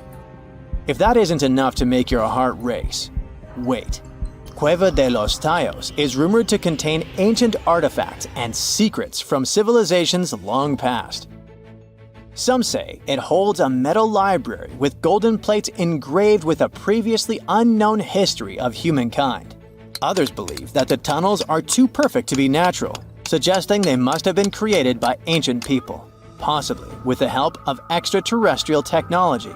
These rumors have spurred many expeditions to the cave, including one led by Neil Armstrong. Yes, that Neil Armstrong, who sought to uncover its mysteries. To this day, however, the cave has kept its secrets well hidden. Just like Cueva de los Teos, the final cave on our list isn't particularly dangerous. but it'll certainly send chills down your spine. I mean, look at this stone wall, completely covered by hand shapes. What seems like something out of a horror movie is actually the Cueva de los Manos in Argentina. The name means Cave of the Hands in English, and getting to these prehistoric hand paintings made about 13,000 years ago is no small feat. The most adventurous travelers take a 1.5-hour hike through rugged terrain to reach it. But the moment explorers step inside, they are greeted by this incredible artwork from ancient times. It is believed that there are around 800 hands inside this cave, with palms of various sizes, some small, others long and thin, indicating that in addition to men, the prints belong to women and children. Their authenticity is unquestionable, which makes it all much more interesting. Being afraid of the ocean is a very understandable fear. We have it in our genes. In the past, humans had to avoid certain dangerous situations, like big animals and deep bodies of water, in order to survive. Plus, we've only explored 5% of the oceans, so we never know what we can stumble upon there. In regular conditions, GoPro is just a camera. But if you find it lying at the bottom of a 400-foot pit in the middle of the Caribbean Sea, that will make your blood run cold. I know 400 feet may not seem like much, but a person who is deep diving for fun usually can swim from 59 to 98 feet deep only, unless they're a professional diver. But say you made it to that pit and retrieved that GoPro. That would have still been fatal to you. In this specific hole where the camera was found, there would be a layer of hydrogen sulfide, a very dangerous and foul-smelling gas, at the mark of 300 feet. The gadget was 100 feet lower, alongside its owners, 2 long-lost explorers. To this day, very few people manage to dive this deep and go back unscraped. In fact, the deceased explorers were found only with the help of submarines. Now, you might be curious about the content of the GoPro. In stories like this, we expect proof of foul play or sinister footage. But the only thing found there were the images of happy times the explorers had during their trip. A sad ending to a vacay. Now, in deep waters, you can also find many species that seem to be otherworldly, but in a cute and interesting way, like the alien sponge. This fun little fella is a sponge first seen near the Mariana Trench in 2016. It's actually part of an ecosystem dubbed Forest of the Weird. Okay, this makes it sound a bit creepy. And what adds to the weirdness is the fact that the alien sponge had 2 little holes that resemble little eyes, so like it's peeking at you. Ah, another fun fact? The skeleton of this type of sponge is made of glass. And if you're afraid of cockroaches, I'll let you take a deep breath here. Ready? Cool. Because on the ocean floor, there are more than 20 different types of giant isopods, beetle lookalikes, that can be as big as 14 inches. Yikes! But fear not, these guys usually roam the ocean floor for food. So, unless you dive 7,000 feet, which we've just seen is not possible, you won't run into them. Now, despite the horror movie name, the bloody belly comb jelly is actually a fascinating creature you can also find in the ocean. They live in the twilight zone of the ocean, which is between 820 and 4,900 feet below sea level. Pretty far from where you usually soak your feet. But what's so cool about this jelly is its color. Because in the twilight zone, the light is very scarce. Many animals either emit a faint glow, like the anglerfish, or create a camouflage. The jelly here is blood red because, in the pitch-black darkness of the ocean, other animals won't see it digesting colorful bioluminescent prey inside its stomach. Besides, the jelly has a row of combs that spark a very beautiful iridescent light. Beautiful and lethal. Humans also have their fair share of contribution to the weird fest that is the ocean floor. Depending on where you swim, you might just find parts of rocket engines used during the Apollo program. Now, when a rocket is launched into space, parts of it are dropped into the ocean where it runs out of propellant, making the rocket itself lighter, and a part of the Apollo 11 rocket engine. Yes, that one that first took humans to land on the moon was actually recovered from the ocean after more than 4 decades, and you can see it at the Museum of Flight in Seattle. Not a space fan? Well, there's something for the Oregon Trail lovers too. There are 2 locomotives living their best lives, or worst, depending on your point of view, just off the coast of New Jersey. They're from the 1850s and are sitting under 90 feet of water. They probably fell off of a transportation ship during a rough storm, or were intentionally pushed over the barge so that the ship didn't sink. Most of these things can only be seen while diving, but worry not. Even if you have a lingering fear of the deep ocean, you can still find weird things by simply walking on the beach. Look at these bizarre Garfield landline phones washed away in Brittany, France. The French have been having bizarre encounters with the sarcastic orange cat since the 80s, and it took about 30 years for French farmer René Morvan to come forward with a simple explanation. A shipping container with Garfield merchandise got stranded in the sea, only to find its final resting place in a sea cave. We bet Brittany locals are still haunted by the creepy smile of that landline phone. And just like a storm uncovered the Garfield secret stash, it also moved a few ships that sank more than 600 years ago. But this is not a simple Titanic story. It actually sounds more like Pirates of the Caribbean, because when the storm moved those old ships, authorities from Caesarea found 2,000 gold coins, some silver and bronze coins, gemstones, and rings. It was a bigger treasure than a dragon could hoard. But don't get your hopes up.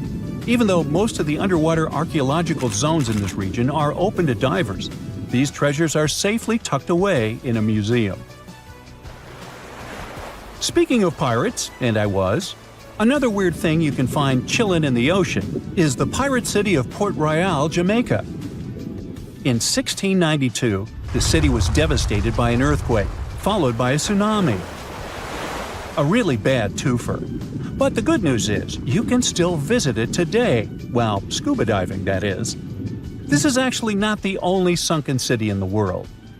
There's also Thonis Heracleion in Egypt, which is not at the bottom of the sea per se, but at the mouth of the Nile River. There's also Baiae, a Roman town built atop a supervolcano. Now, you might be thinking Baiae had the same fate as Pompeii, but guess what? The floor actually sank and the town went down with it. So, have you ever heard of underwater crop circles? Back in 1995, divers in Japan spotted perfectly round circles formed in the sand. They were 6 feet in diameter and looked like those crop circles from sci-fi movies. Scientists simply couldn't figure out what or who did it until they caught the culprit red-handed. A tiny male pufferfish, only 4 inches long. This little guy uses its body and fins to draw circles and squiggles and decorates his creation with seashells and corals. It takes the fish about a week to do so. All this hard work is part of a mating ritual, and if a female pufferfish likes the art, she will lay her eggs there, right in the center. The circular design of the underwater crop circle actually channels fresh water to the middle of the circle, the ideal scenario for the eggs to develop. And guess what? After she lays the eggs, the female pufferfish leaves, and it's the male that tends the eggs. But just in case fishes are not your thing, we can also offer you a cargo of rubber duckies, turtles, beavers, and frogs, 28,000 of them to be exact. These bath toys were traveling from China to the US, but much like our friend Garfield, were caught in a storm in 1992. From the North Pacific, our friendly duckies and beavers made their way to the UK by 2007. But some were bolder and traveled to Australia, Indonesia, Chile, Hawaii, and even Alaska. Now, have you ever seen a strange thing washed up by the beach? Let us know in the comments. Bye.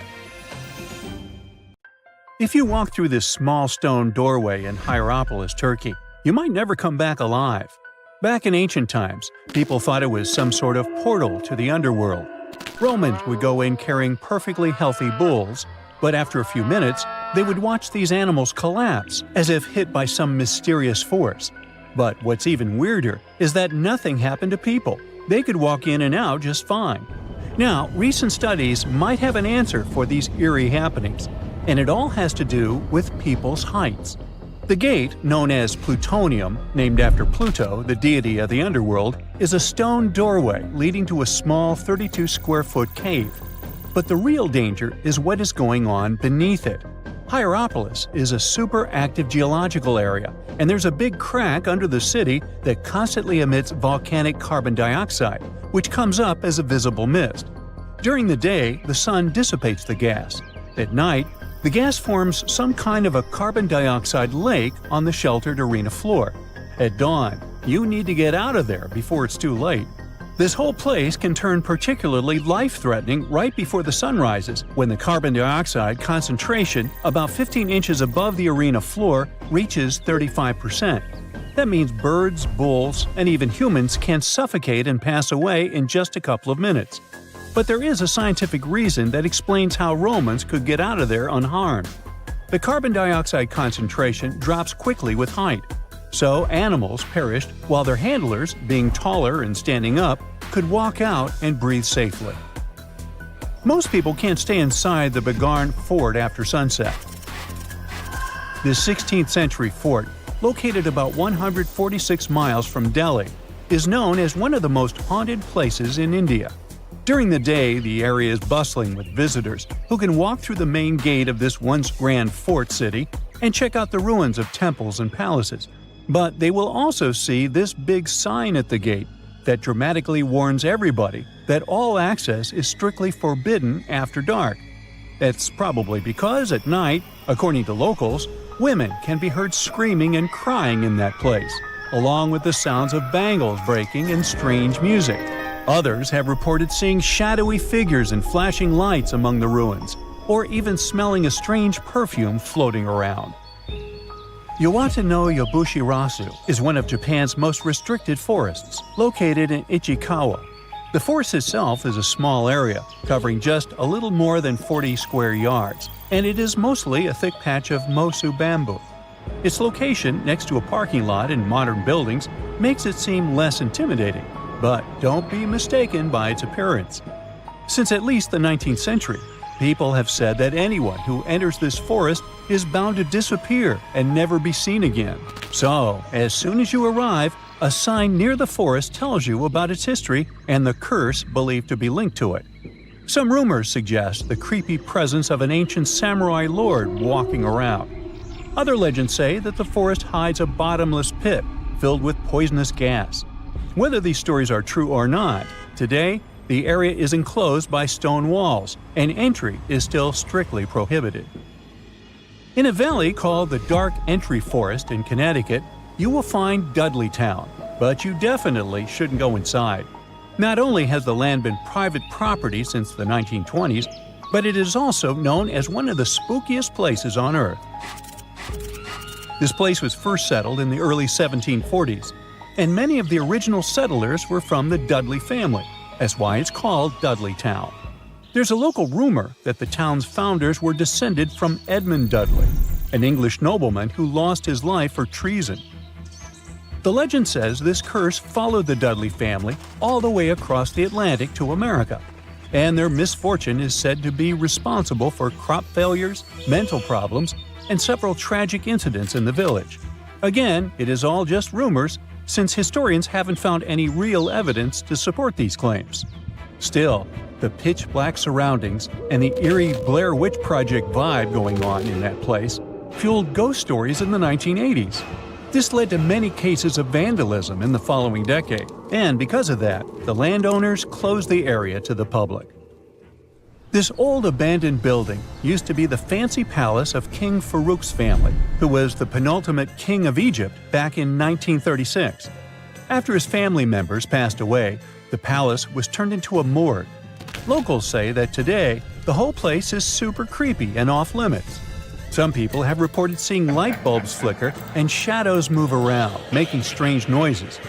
Once, a group of kids allegedly went inside and totally freaked out when they found all the doors had suddenly disappeared, leaving them in complete darkness. They had no choice but to start screaming for help. This Hawaiian island has been off-limits to people for over a century. It's called Ni'ihau and is the smallest inhabited island in Hawaii, covering around 69.5 square miles. It has around 84 residents. The island doesn't have cell phone service, paved roads, or power lines, just solar panels for electricity. A single family has privately owned the island since 1864, when a Scottish farmer bought it for $10,000, which would be around $250,000 today. The island has stayed in the family, passing down to its descendants, the Robinsons.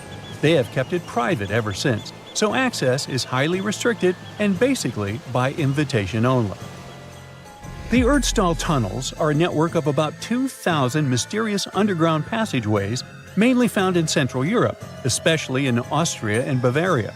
These tunnels are usually narrow and cramped, often just wide enough for one person to squeeze through at a time, and they are believed to date back to the Middle Ages, as far back as the 12th century.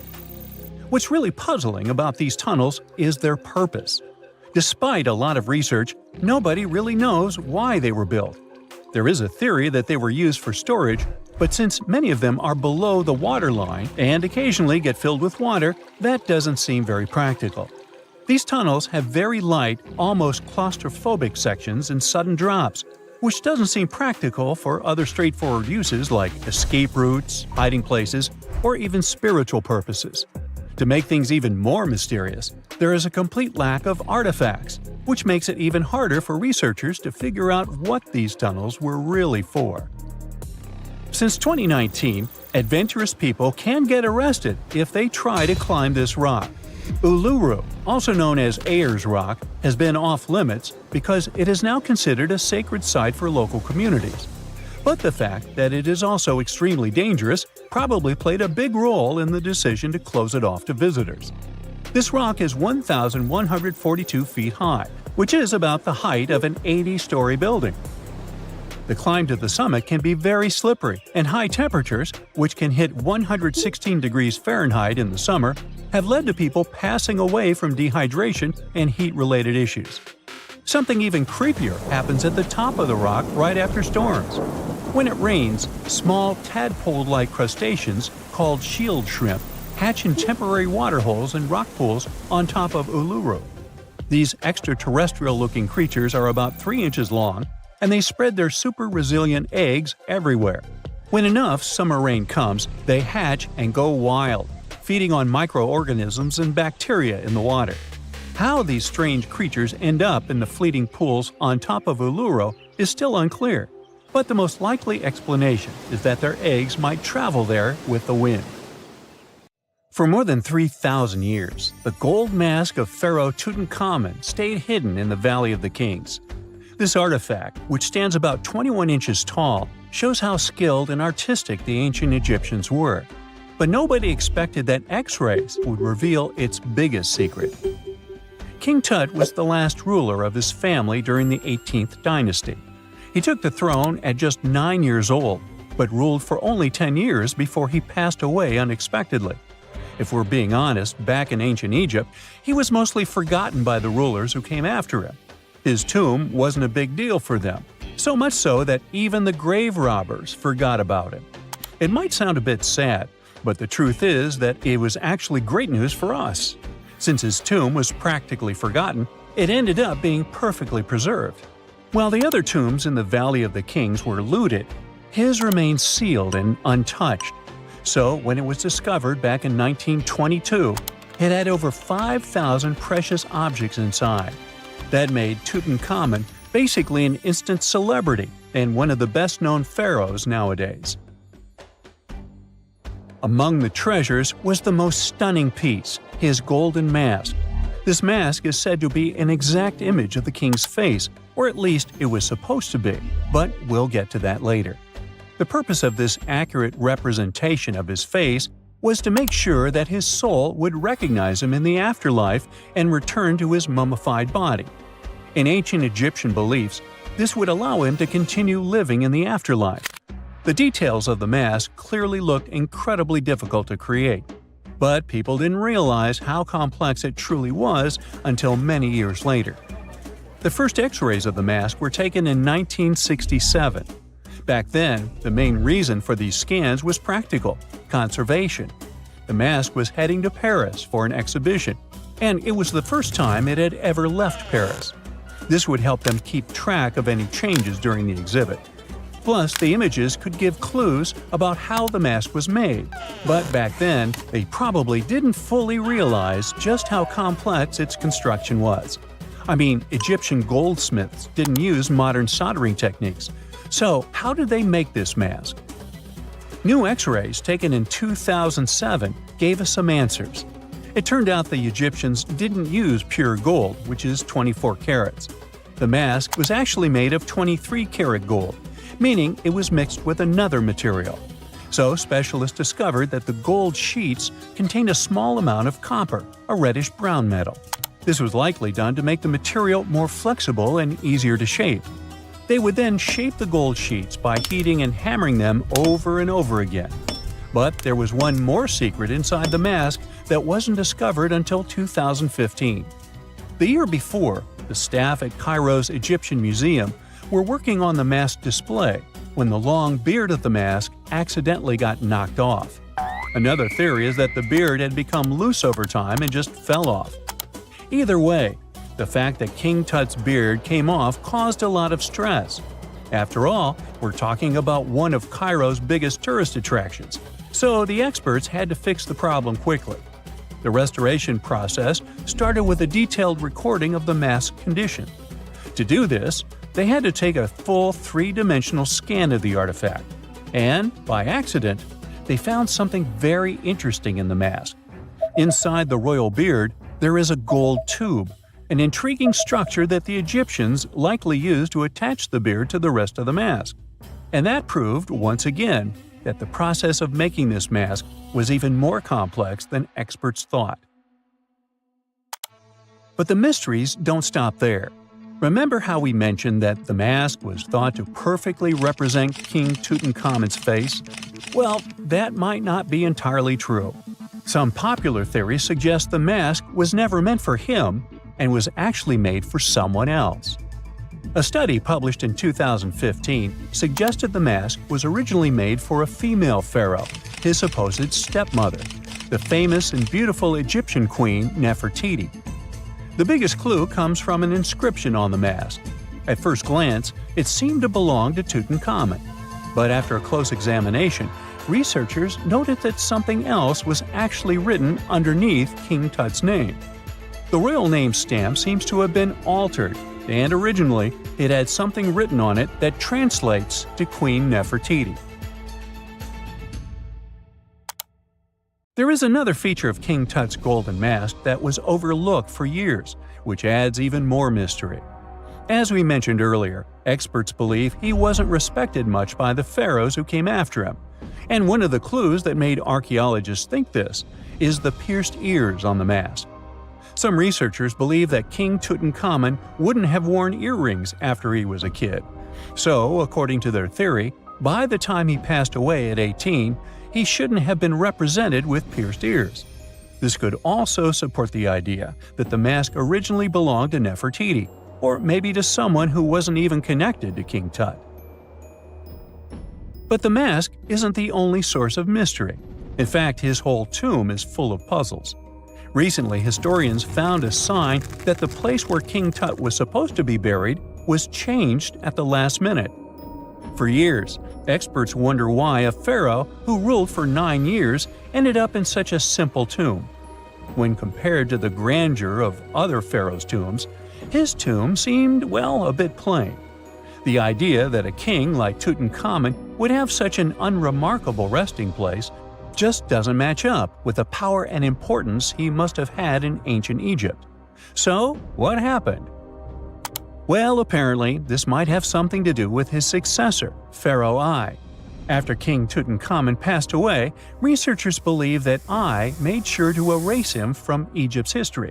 So, one theory suggests that he was probably behind the quick decision to place King Tut's body in a smaller, less impressive tomb. When experts looked at I's own tomb, they found something interesting. There is a large wall covered in painted baboons. This is the same type of artwork found in Tutankhamun's tomb. It seems like the same person might have chosen the artwork for both tombs. Now, the design and decoration of the two tombs are almost identical, suggesting there was a shared hand behind both. But there is one key difference. I's tomb is fit for a king. It's much bigger and more impressive, even though the style and artwork are similar to what you see in Tutankhamun's tomb. So the theory suggests that I decided what went into both tombs. Since Tut passed away unexpectedly at a young age, his grand tomb wasn't finished in time. Normally, pharaohs start building their tombs while they're still alive to make sure everything is perfect. But Tut passed away when he was just 18, so there wasn't enough time. I may have taken advantage of the situation, ordering a smaller tomb for Tut and keeping a larger one for himself. Experts believe this theory explains why Tutankhamun's tomb is so simple and how I managed to wipe his memory from history so easily. But in the end, the story of King Tut's mask and tomb is full of mystery and intrigue. Each new discovery sheds more light on what really happened all those years ago. But one thing is for sure, the secrets of ancient Egypt still have much to reveal, and King Tutankhamun will continue to fascinate people for years to come.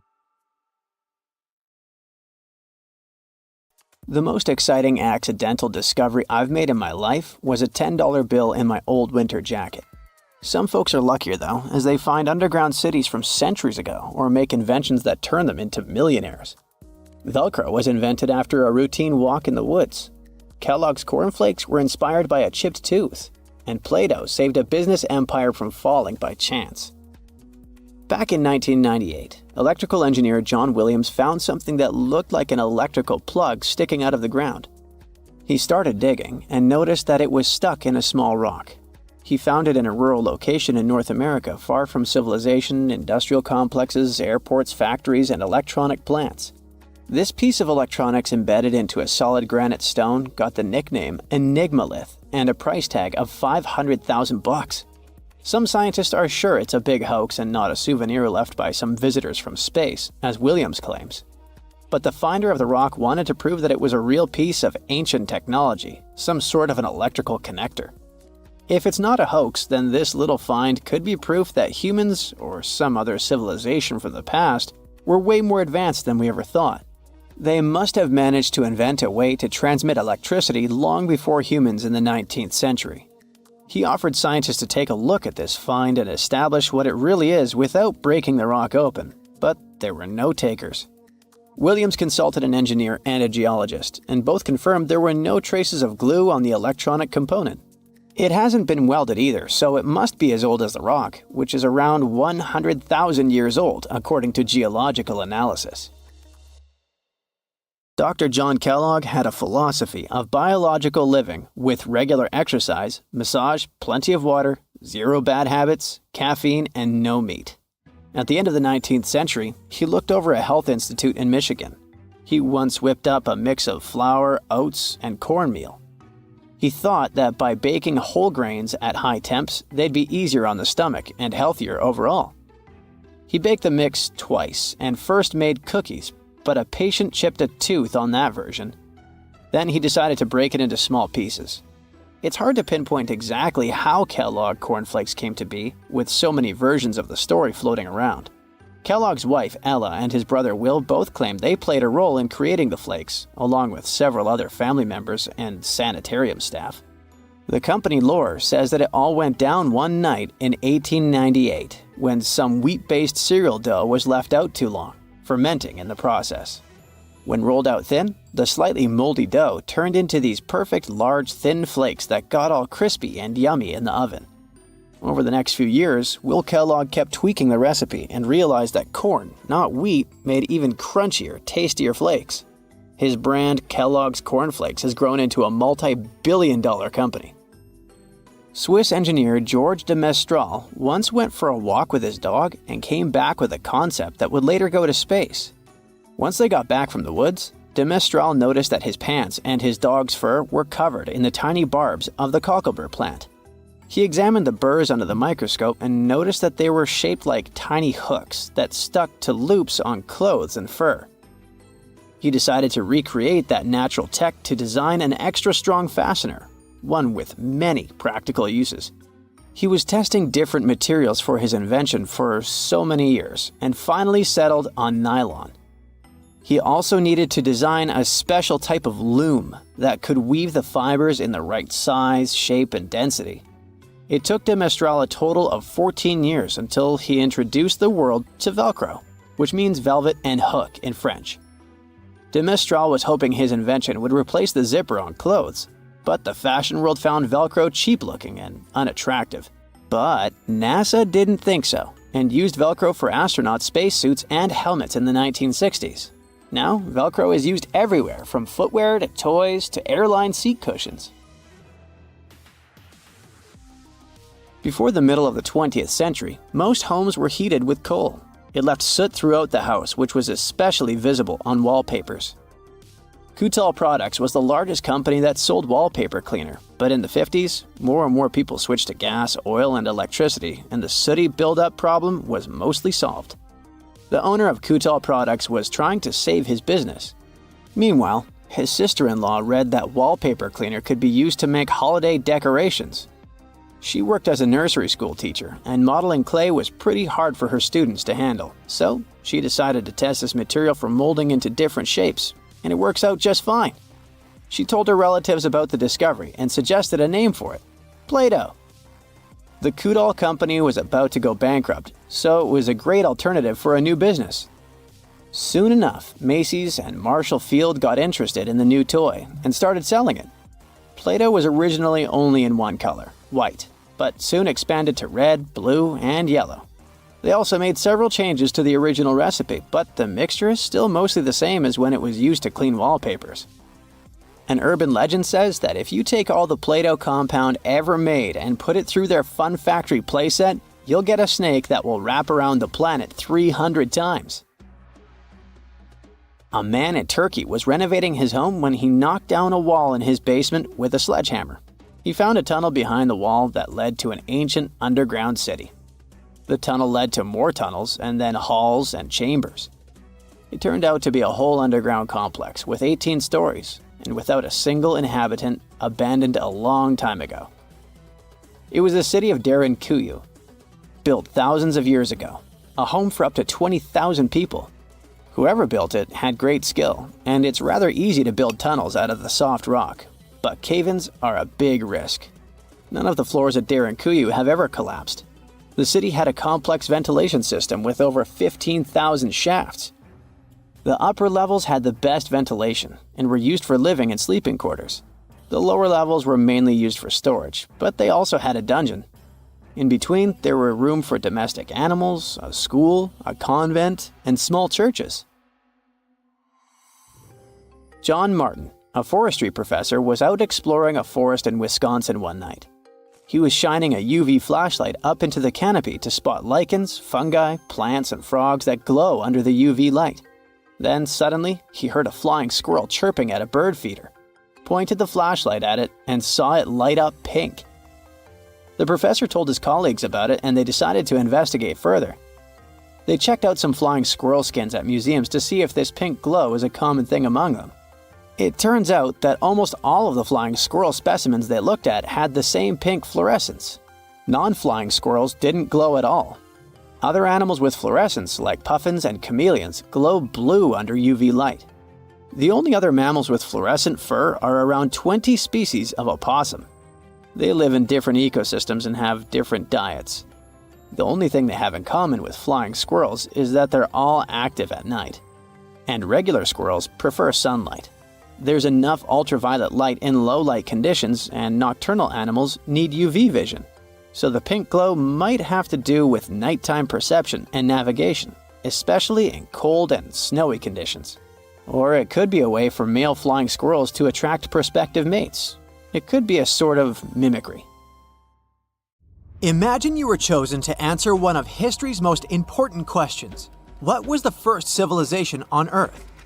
The job description is simple, yet the task is extremely challenging. You need to unearth the proof of the world's first official civilization. Was it the Sumerians in Old Mesopotamia? Or was it the ancient Egyptians spread out along the Nile River? Not to make you nervous or anything, but history is quite literally in your hands. Good luck! Since you can't turn back the clock and visit old Mesopotamia to get the answers to your questions, you'll need to research museum databases in order to get some clues. First things first, we need a definition of what is considered a civilization. It's not just thousands of people grouped together and living harmoniously. There are some key elements that together make a group of people a civilization.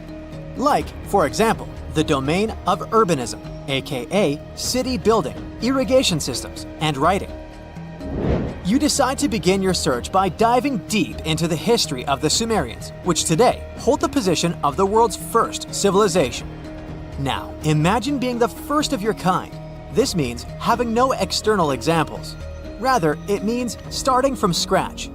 First thing you'll need? A piece of land. And since there were no active water companies in the world at that time, you'll need a piece of land with easy access to water. So, the Sumerians settled between two major rivers known as the Euphrates and the Tigris in southern Mesopotamia around 5000 BCE. Fun fact, Mesopotamia translates to the land between two rivers. On a modern-day map, it's more or less where Iraq is situated today. Together with land, a civilization needs ways to get food. The Sumer civilization had to face a dry and hot climate, but they managed to make agriculture thrive in the region. By diverting river waters and creating reservoirs and dams, the Sumerians allowed for a series of settlements to emerge across Mesopotamian plains. The famous city of Babylon was one of them. You know, the city that supposedly had those hanging gardens? I say supposedly because no definitive proof of the real existence of this monument has ever been found. However, it was considered one of the 7 wonders of the ancient world, and cited as a remarkable feat of engineering in an ancient book published around 290 BCE. Although no record was found of the Gardens of Babylon, the Sumerians were recognized as extremely skilled builders.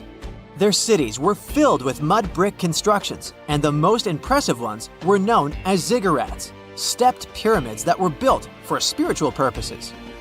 The Sumerians built a trade network to supplement scarce resources and started to exchange goods with civilizations rising nearby, like Anatolia and Egypt. The beginning of trade was what drove the Sumerians to develop what is believed to be the world's first writing system. It began as a simple system, likely dating back to 3400 BCE. In this system, each syllable was represented with a drawing. Later, it gradually evolved into a fully formed cursive writing system. Don't believe me? Take a look at this piece from the Babylonian times. This huge basalt plaque is called the Hammurabi Code. It's known to be humanity's first collection of written laws. As far as the story goes, it was carved in volcanic stone around year 1760 BCE. Look at the precision of these carvings. It's quite astonishing. But the content is also surprising, since these 282 rules vary from commercial regulations to strict laws of justice. The thing is, historians don't have a consensus on whether the Sumerians were really the first ones to invent writing. Some think it might have been old Egyptians. Let's pause here. Ancient Egyptian settlements are believed to have started around the year 5500 BCE, which is earlier than the Sumer civilization. But remember I said a civilization needed a few things before it was considered as such. Ancient Egypt consisted of several smaller city-states, such as Memphis, Abydos, and Thebes, spreading out along the Nile River. It wasn't until 3000 BCE that Egypt was unified under one kingdom and lasted as an empire until nearly 1000 BCE. Although there is no consensus on this, some Egypt experts believed that it could have been Sumerian immigrants that founded early Egyptian settlements. The proof could be the presence of cylinder seals made of hard stone, something that was widely used in Sumer. These seals were used to guarantee authenticity in legal transactions, but it's hard to say whether this method was introduced by Sumerian immigrants or simply by trade. Since the time period is not one of the criteria we can use to determine who came first, we'll have to turn to something else. But what? Like the Sumerians, the Egyptians were also highly skilled builders. Duh, they built the famous Giza pyramids and many others all over their territory. In order to enhance their building techniques, they delved into developing a more profound understanding of mathematics.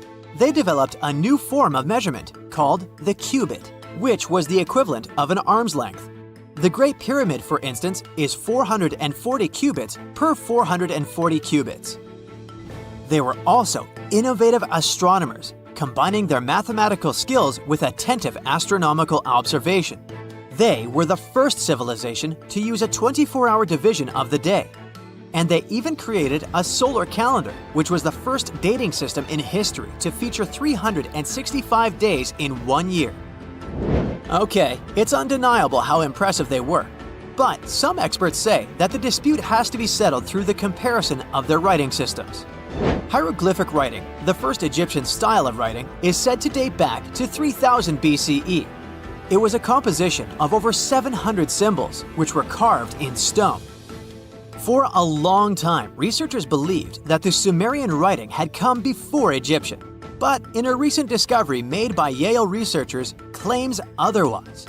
Archaeologists have discovered a panel of 4 signs that are believed to have been written around 3250 BCE.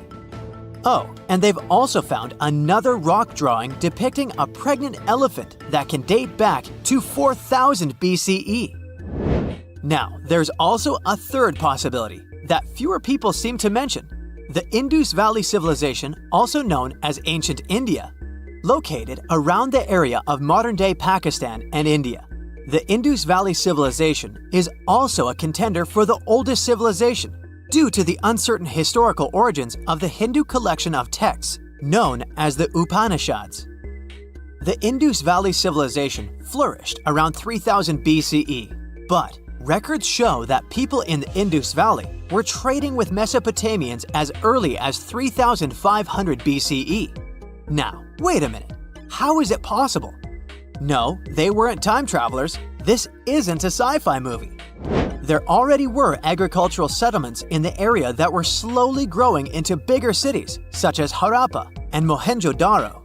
Ancient Indian cities were sophisticated, filled with baked brick homes built in a grid system.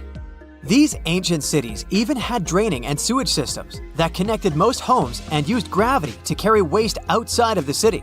They were pretty advanced. They were also an extremely religious civilization, and Hindu beliefs were at the center of their practices. Despite that, their cities weren't filled with spiritual buildings. Actually, Mohenjo-Daro's most important building was a public bath. Interesting, huh? Now, why can't we know if they were the oldest civilization on Earth? Even if some historians suspect that the origins of the Indus Valley people can be traced back to 5000 BCE, there is no concrete evidence of this, only speculation. The best proof we have is the Upanishads. The Upanishads are texts filled with philosophy, mantras, and ceremonies. The thing is, part of Hindu practices included memorizing and passing down the wisdom of the Upanishads in oral form. So it took a while before it appeared as a written script. Well, I'd say historians aren't really sure what was the world's first civilization. We can only guess at this point, but who knows what new discoveries might reveal. Archaeologists have been studying Petra in Jordan for 200 years, and in 2024, they found something they had never seen before. It's a tomb with at least 12 complete human skeletons and artifacts that are over 2,000 years old right in front of the treasury. Bronze, iron, and ceramic items were placed with the deceased, which shows how people honored their loved ones when they passed away. It's a rare chance for scientists to learn more about the Nabateans, an ancient group of Arabian nomads who built Petra. The objects found in the tomb under Petra's treasury are in amazing condition, but the skeletons became fragile because it's damp inside the tomb. They plan to study the remains and extract DNA to see if the people in the tomb were related. While some scientists are solving tomb mysteries, others have trained AI to find new ancient sites for them. They've created an algorithm that works with a special type of satellite imagery. This technique uses radio waves that can peek under things like sand, soil, and even ice to find hidden objects.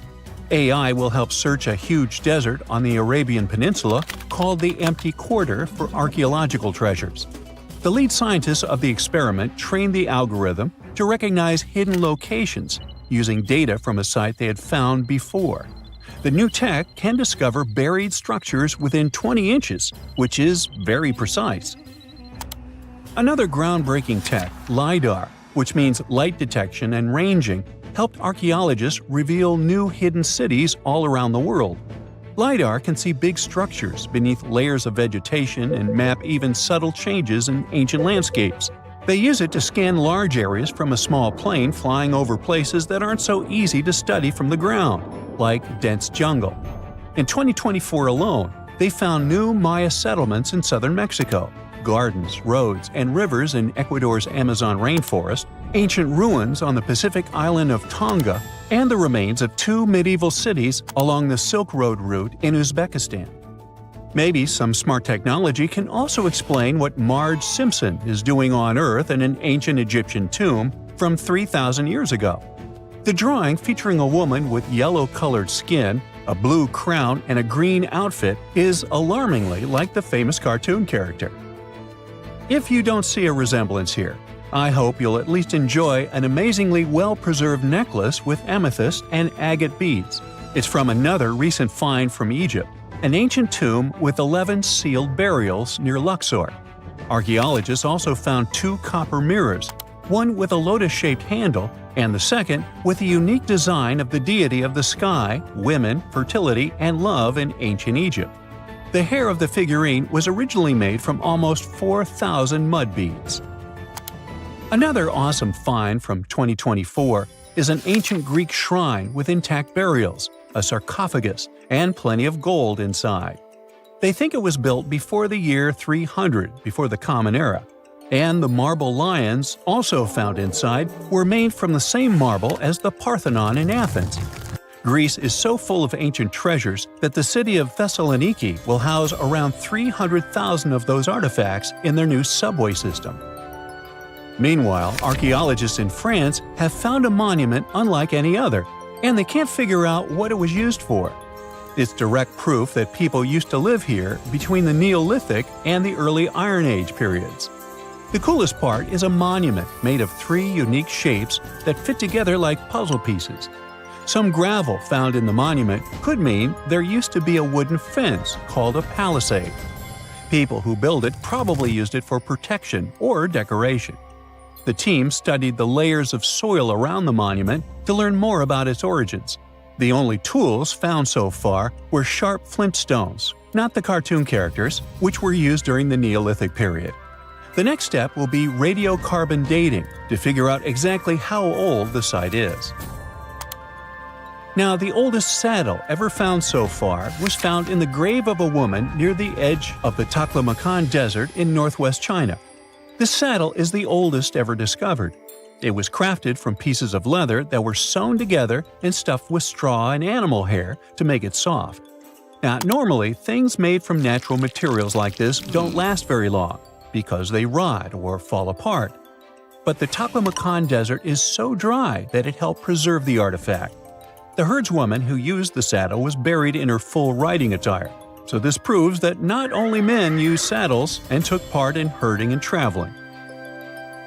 Now let's shift to Guatemala, where an ornate jade mask made by the ancient Maya people was waiting for centuries to be discovered. Scientists use radiocarbon dating to figure out the age of the mask. They believe the mask may represent a Maya storm deity, a powerful figure in their mythology. These kinds of masks were often made to honor Maya royalty, and they were placed in the tombs of kings and queens when they were buried. The king's tomb was also decorated with carvings made using tools crafted from volcanic obsidian. After 15 years of searching, scientists may have finally figured out where the altar stone of Stonehenge comes from. They compared the tiny minerals inside the altar stone with rocks from many places in Wales and England and ruled out lots of spots. Then they found the perfect match with a place in Scotland, more than 466 miles away from Stonehenge. This area might even be Orkney, a group of islands in the far northeast of Scotland where a lot was going on during the Neolithic period. The big question now is how ancient people moved such a massive stone so far. The altar stone is over 16 feet long and weighs more than 6 tons. The new theory is that they might have used boats to carry it across the coastline and rivers. Once it was close to Stonehenge, they theoretically dragged it across the land using wooden sleds, ropes, and a lot of teamwork. Meanwhile, in the north of France, an ancient home popped to the surface during the construction of a new house. It turned out to be a luxury urban house for the elite from the 2nd century of the Common Era. The inside of the house was destroyed by a fire, but under the destroyed layer, there are beautiful, real-size fresco paintings. Turkish archaeologists unearthed the arm and foot bones of elephants that lived around 9 million years ago. They also found fossils of early horses, giraffes, and even saber-toothed cats. They've already identified 43 distinct types of animals from this site and collected more than 4,000 fossils. One more cool find from Turkey is a 64,000-year-old workshop inside Incasia Cave. It looks like people used it for 24,000 years non-stop.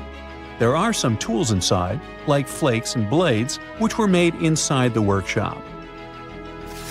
In eastern Turkey, a farmer accidentally found a 1,000-square-foot mosaic from the late Roman or early Byzantine period just beneath the dirt.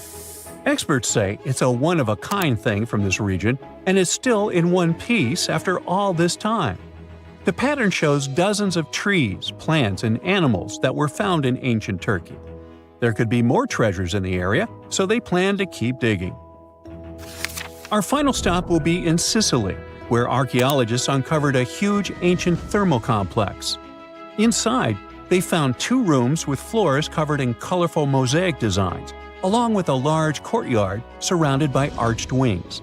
As they kept digging, they discovered more parts of the ancient city. They found new roads and the remains of a huge complex, along with stretches of old stone walls that were part of the city's fortifications. These discoveries are helping scientists imagine what the city might have looked like during ancient times. No one knows for sure whether the bathhouse was built by the Greeks or the Romans, since both civilizations lived in Sicily long ago. If someone finally invents time travel and you hop on a trip to the past, you won't recognize many of the things you know and love today. The Statue of Liberty and the Egyptian pyramids, some basic gadgets like the remote control and your laptop, and even the corn you have for lunch have all changed beyond recognition. When the pyramids were originally built in ancient Egypt and Giza and other places, they didn't look sandy brown at all. All of them were covered with white limestone. If you had seen them under the hot African sun, you'd have to look away. That's how smooth and shiny they were. Builders used around 6 million tons of this material for the Great Pyramid of Giza alone. It's the largest one you can still see on your trip to Egypt. The local rules were quite a thrifty crowd, and they reused some of the casing stones for other construction projects. A massive earthquake in the 14th century has also loosened some of the stones, so you won't see a lot of limestone, but some of it is still there, on top of the Pyramid of Khafre in Giza. It looks like it has a second peak on top of the first. In ancient times, all pyramids used to have capstones called pyramidions, covered in a mix of gold and silver. Most of them have been lost over the centuries, but you can still see a few of them at museums. They show images of Egyptian deities. The pyramids were probably modeled after a sacred pointed stone, the benben. It represented the rays of the sun. Now, lifting heavy rocks wasn't so simple without the tech we have today. I guess you'll agree with me if you helped your friends move at least once, and they made you carry the couch. But those smart Egyptians of the past thought of that and chose the pyramid shape. It lets the weight distribute evenly throughout the whole thing. The Statue of Liberty has also had a major makeover since it was first unveiled in 1886. Believe it or not, it used to be a shiny brown color, just like a penny. 20 years later, it changed its color to green. It wasn't a fashion statement, but a chemical reaction. The statue is covered with hundreds of thin copper sheets. When copper reacts with air, it naturally forms a protective layer called verdigris. This layer protects what's under it from corrosion, and that's why statues and other things made of copper, brass, and bronze can last so long. When Lady Liberty first turned green, people in authority decided it would be a good idea to paint it all over. It was way before social media, so you couldn't just drop an angry comment under the post describing the idea. But they wrote about it in the local newspapers, and the public didn't love the idea.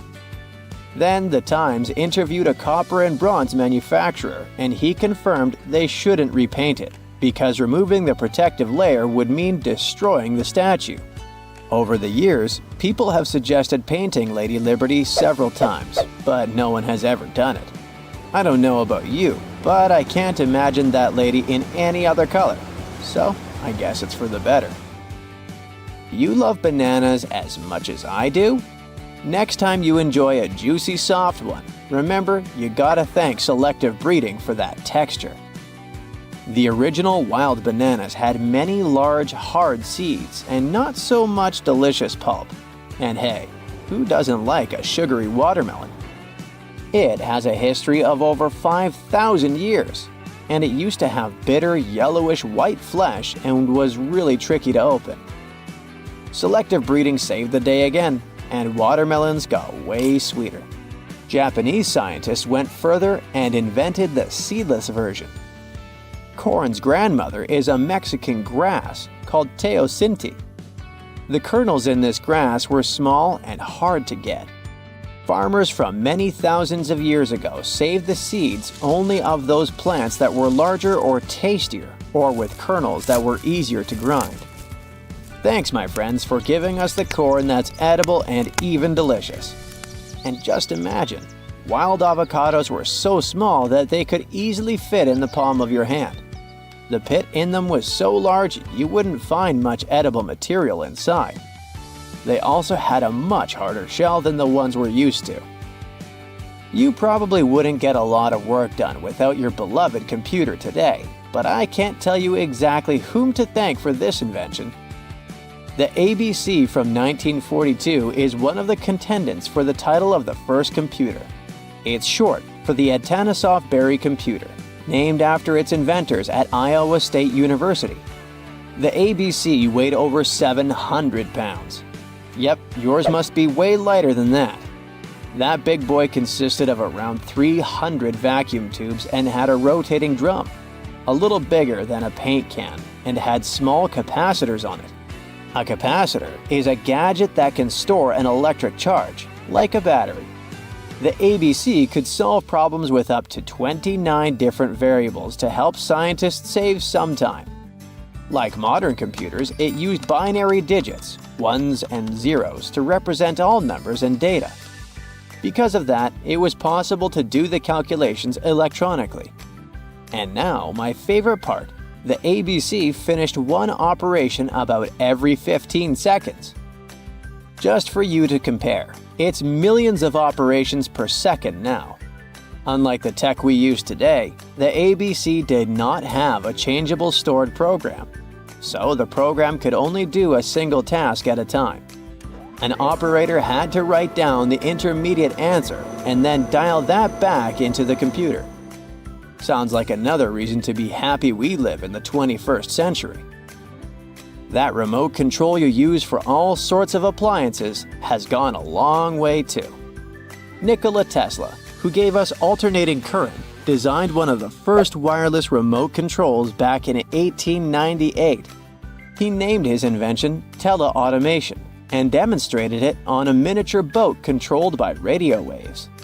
The boat had a little metal antenna attached to it. Tesla sent signals to the boat using a box with a lever and a telegraph key, which was his version of a remote control. Those signals set electrical contacts on the boat into motion and moved the rudder and the propeller, and Tesla was controlling the boat. The concept of the remote control soon spread to other gadgets. The first television remote control followed in 1950. It was designed by the Zenith Radio Corporation called LazyBone. Don't take it personally, please. This LazyBone had a massive cable that was attached to the TV set, And those who tried it didn't fall in love with the invention because they tripped over that cord. I feel your pain, my friends. If you live or work on one of the top floors, you gotta love this one. Meet the first passenger elevator. It traveled at the speed of 40 feet per minute. Not the fastest, I know, compared to today's record, which is 40 feet per second. But hey, it was built back in 1857 in New York and was more of a tourist attraction than a necessity. The elevator had a steam engine hidden in the basement of a 5-story building. 3 years later, they shut it down because the public didn't appreciate it. Otis Tufts filed the first patent for a vertical railway around the same time. His invention included an actual car with a bench inside for people to sit on. Sounds like a great spot to hang out with friends to me. What do you say? Then they started adding elevators to luxurious hotels around the world. They were entire rooms with a rich design, upholstered seats and mirrors on the walls, and sometimes even a small chandelier. There was an obligatory operator who'd close the door and the car would start its super slow ascent. It was still more about style than about speed, so I guess I'd choose the stairs. Now, have you ever seen cricket balls that are 3 billion years old?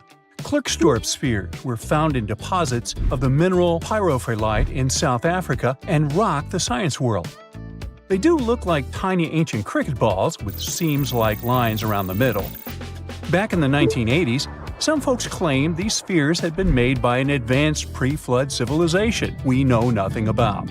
One museum curator shared stories about how they rotated on their own in a display case. There was also a TV show that invited a psychic who declared the spheres were pieces of an ancient spaceship. But according to geologists, these spheres are actually pretty common concretions or spherical objects formed by different minerals than the surrounding rock. The seam-like lines are just imprints from the host rock's layers building up over time. The Klerksdorp spheres come in different shapes, from noticeably flattened spheres to distinct discs. As for that episode when one of these spheres spun on its own, the curator of the Klerksdorp Museum cleared that up too. He said that when he put one sphere on its glass shelf when a journalist came to visit, the sphere naturally rotated a bit because it's round. The area where the museum is located often experiences earth tremors from gold mining activities nearby. The oldest known human-like footprints could be 6 million years old. They were found on the Greek island of Crete in 2002. If the number is correct, it would mean that early human ancestors may have migrated between Europe and Africa much earlier than we previously thought. This doesn't mean Africa is not the cradle of humankind, though. It could just prove that early human ancestors moved back and forth between continents. Some researchers believe the footprints were left by a bipedal creature possibly related to an early human ancestor nicknamed El Greco. According to scientists who studied them, the footprints have a very human-like shape, with 5 toes and a parallel big toe. Some scientists are skeptical about it and suggest the prints might be from a late European ape. The new study analyzed fossilized marine microorganisms found in the sedimentary rocks to determine the footprint's age and prove it's actually 6 million years. The next amazing find that keeps scientists entertained is the Dorchester pot. It's a beautifully crafted metal vessel with some fancy geometric designs embossed in shiny silver. The pot was discovered in, who could have thought, Dorchester in 1852 under quite unusual circumstances. During a powerful blast, the pot broke into 2 pieces. Scientists believe it was originally embedded within a rock or boulder known as pudding stone. The rock from which the Dorchester pot emerged is dated to be around 500 million years old. So it could mean the pot itself is also that old. The current and less exciting theory suggests that the Dorchester pot is a Victorian-era candlestick holder. Such things were really trending back then, so it's not a surprise to find such fancy household item from that time. The Dorchester pot falls into the category of ouparts, or out-of-place artifacts. Those are objects that seem too advanced for the time period they're supposedly from. If we accept that the pot is 500 million years old, then whoever made it was way ahead of their times in terms of crafts and tech. One extra mystery is that the pot has an engraving of a plant that most likely disappeared from Earth over 100,000 years ago. Sounds like good proof the pot is really extra old. Now, it looks like the oldest map in Europe is a stone from 4,000 years ago. This Bronze Age slab was found in France in the year 1900 at an ancient burial ground. The carvings on the slab show in 3 dimensions the River Odde network with a fantastic accuracy of around 80% over an 18-mile stretch. There are other stone-carved maps around the world, but this one is unique because it shows a specific area to scale. Looks like the slab's carvings don't just map rivers and hills, but also settlements, barrow sites, and field systems. Archaeologists say the slab wasn't used for navigation, but rather to symbolize power. The detailed markings on the slab might have served to illustrate the domain of a local ruler, possibly a prince or king, to show their control over the territory. When the ruler lost power, the slab was likely repurposed as part of a burial vault. The unique artifact was stored in the cellar of a museum. For decades, no one even noticed until several scholars read older reports about the slab and decided to check it out. They conducted a detailed analysis using 3D techniques. Their research proved that the creators of the slab had not only etched lines into the rock, but also modified its surface to reflect the topography of the landscape with high accuracy. The Salzburg Cube, also known as the Wolf's Egg Iron, was discovered in the late 19th century in Austria. Now, don't let the name mislead you. It doesn't look like a cube at all. It's more like a rounded object with 2 flat sides. Down the middle, there's a groove, and the surface is covered with pits and craters. This unique appearance is the reason why many people think it might be something out of this world. Workers accidentally found this artifact when they blew apart a piece of coal. The coal seam it came from is thought to be over 60 million years old. The Salzburg Cube moved between museums, mysteriously vanished in the early 20th century, and then showed up again. A professor from Bonn University suggested it might be from a meteor, but they found no evidence of elements that you'd normally see in meteorites, like cobalt or nickel. Then researchers thought it must be a human-made object, possibly a Victorian-era candlestick holder. No one knows the true story of the cube or its current location. Yep, it disappeared again. Have you heard about the Meister print? It's a fossilized sandal print discovered in 1968, and it has sparked a lot of intrigue. There's a trilobite inside the print, which supposedly went extinct around 500 million years before humans even existed. But many historians think this age is an exaggeration. When Meister found the fossil, it was authenticated. But the scientist who did it didn't confirm it was a human sandal print. He only agreed there was a trilobite there. When another scientist visited the site, he found a 6-inch impression he believed was from a child's moccasin. But the footwear seemed to be new. So, could it be evidence of time travel? Proof that humans existed millions of years earlier than we thought? Or a sign that someone else visited early Earth? Or is it just a rock formation that looks like a sandal print? We still don't have the answers. Back in June 1936, a couple was walking along Red Creek in London, Texas. London, Texas? Yeah, when they stumbled upon something unusual. It was a piece of wood sticking out of what seemed to be an ancient rock formation. About 10 years later, their curious son decided to crack open the rock to see what was inside. And he saw a hammer, which looked surprisingly modern. Then, one unique finds enthusiast decided that the rock encasing the hammer was from the Cretaceous period. This would mean that someone dropped a 19th century hammer while dinosaurs like Triceratops were still roaming the earth. So, if this hammer was truly from the Cretaceous period, then the whole evolutionary theory would be wrong. And if the hammer was modern, it would mean the Cretaceous rock formation it came from was much younger than we thought. But the real answer was much simpler. The hammer was indeed modern, and geological processes had encased it in rock. Minerals can harden around an object in a relatively short time. So the hammer was probably dropped by a miner a century or so ago, and the rock formed around it afterwards. And no, it wasn't a Victorian-era candlestick holder either. The majority of us have believed for a really long time that Stonehenge, one of the most iconic monuments in the world, was an ancient calendar because of its alignment with the summer and winter solstices. But no one could figure out how it really worked. Now, a team of researchers have come out with another study. It turns out that Stonehenge could have functioned like the solar calendar. It's a similar principle to the solar calendar ancient Egyptians used to have, the one based on a year composed of 365.25 days. Each of the stones from this big mysterious sarsen circle represented one day within a month. Sarsens are what we call these large boulders. It's actually a perpetual calendar, where people could track every winter solstice sunset. That way, those who lived near Stonehenge, which is today Wiltshire, UK, could keep track of the days and months of the year. We all now understand this mysterious calendar system because of this interesting discovery in 2020.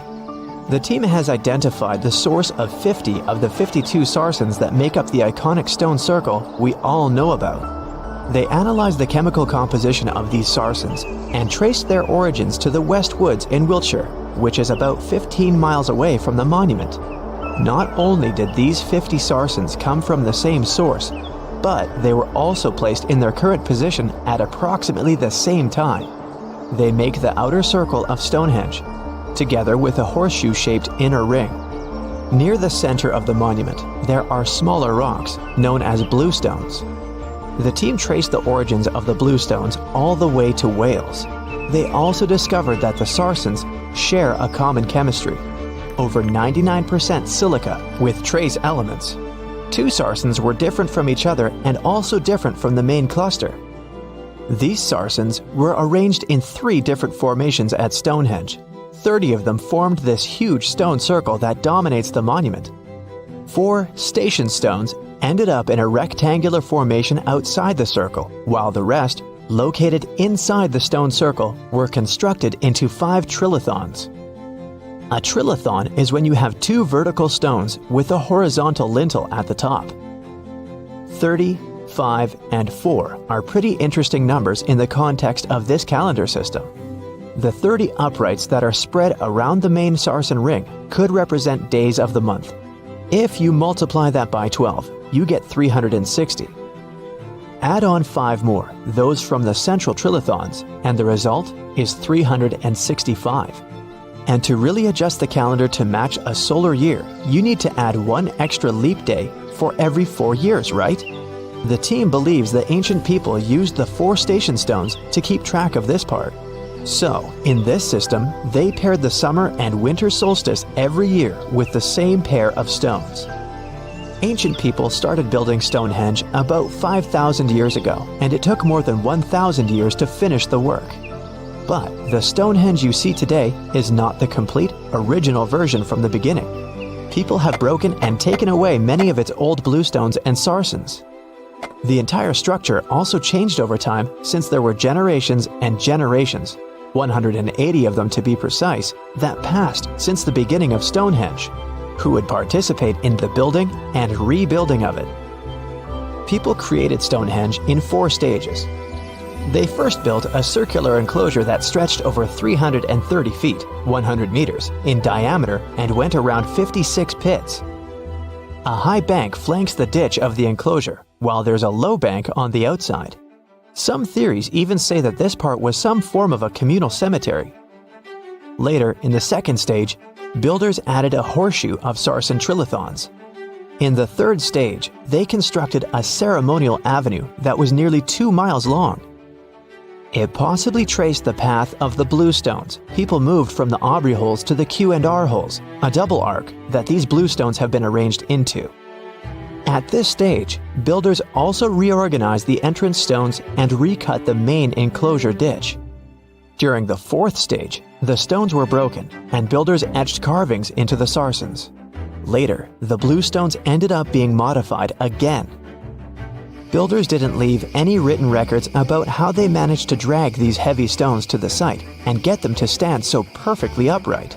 But there are theories that say their techniques were more closely associated with woodwork than masonry. They made mortise holes and protruding tenons, because they wanted to slot these stones together, and they used tongue and groove joints to do that. When they dug the hole for the stones, they placed timber poles at the back of the holes that were used as brace support. Then, they moved the stone into a position and hauled it upward with ropes. They packed rubble into the hole to make sure the stone stayed in place. A pre-industrial farming society put this fascinating monument together using only tools made of stone and bone. Not even the wheel had been invented yet. This unusual formation is also known as ringing rocks. The stones you can see at Stonehenge have some pretty odd acoustic properties. When you strike them, they produce a loud clanging sound. That could be one of the reasons why people bothered to transport them over such a long distance in the first place. In some ancient cultures, people believed that these rocks contained healing powers. It's a really popular location that attracts over 1 million visitors a year. When it first opened to the public, visitors were allowed to walk among the stones. They could even climb on them, as there weren't any restrictions. Until the 19th century, visitors would regularly chip off pieces of the rock to take them home as souvenirs. They would also engrave their initials into the stones. They camped within the circle and dug fire pits, not realizing that the digging pits could seriously undermine the stability of the entire monument. Over time, visitors have encountered more and more restrictions until the monument was finally roped off in 1997 because of the serious erosion of the stones. That means if you want to visit, you can only view it from a distance, unless you want to pay extra for the stone circle experience, which can be arranged outside of normal visiting hours. Stonehenge originally had 2 entrances that led into the enclosure. There was a wide one to the northeast and one that was a bit smaller and located on the southern side. If you look at it today, you can see there are many more gaps. This is mostly because of tracks made later that once crossed the monument. The ground within Stonehenge has been severely disturbed, and it wasn't just about random visitors digging fire pits. There was a group of people who dug a large deep hole within the stone circle in the 17th century because they were looking for treasure. Then there was Charles Darwin, who also did some digging because he was studying earthworms in the area. He wanted to know how these worms could impact objects in the soil over time. He observed how a fallen stone there had sunk deeper into the ground and realized it was happening because of the activities of these tiny creatures who churned through the soil all the time. In 1963, there was a theory that Stonehenge had been built as some sort of computer that predicts solar and lunar eclipses. Later, some proposed it was actually constructed as a monument to ancestors that had passed away. This theory says the permanence of its stones represented the eternal afterlife. The average sarsen you can find there weighs 25 tons, while the biggest one weighs around 30 tons.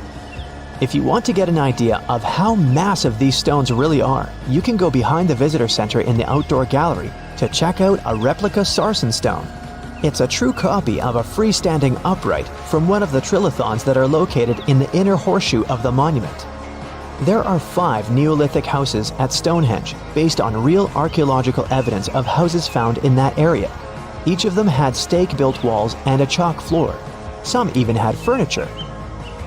There was also a lot of trash discovered, which means people in this area used to like celebrations and feasting.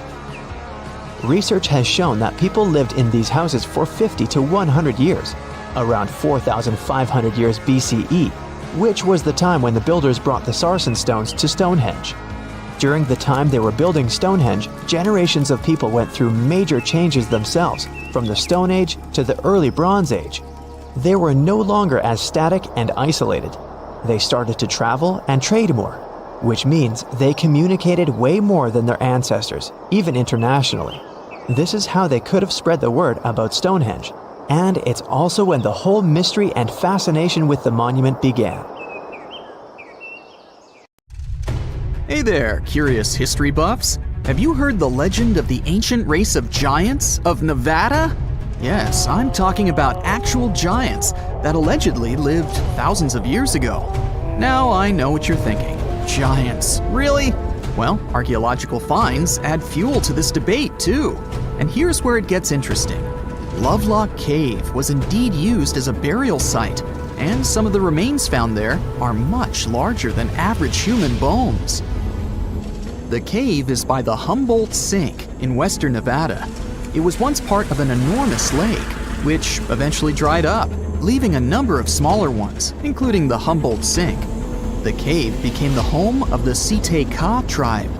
According to the legend, these red-haired giants were so big that they had to be buried in the cave itself. Indeed, later on, archaeologists discovered 8 to 10 foot tall skeletons. This legend started to unfold when a mining engineer named John T. Reed talked to the locals in 1886. Once Reed saw the cave, he knew he was onto something. The news spread soon, but the cave was attracting another type of attention too. The deposits of a fertilizer known as guano were discovered inside the cave. So, a mining company began excavating the precious resource in 1911 and soon shipped more than 250 tons of the fertilizer to San Francisco. Unfortunately, some of the human remains and artifacts were neglected and lost in the mining process. This led to an official excavation in 1912 and 1924. After the top layer of guano had been mined, strange objects started to surface. Around the area, the earliest evidence of human habitation dates back about 4,000 years.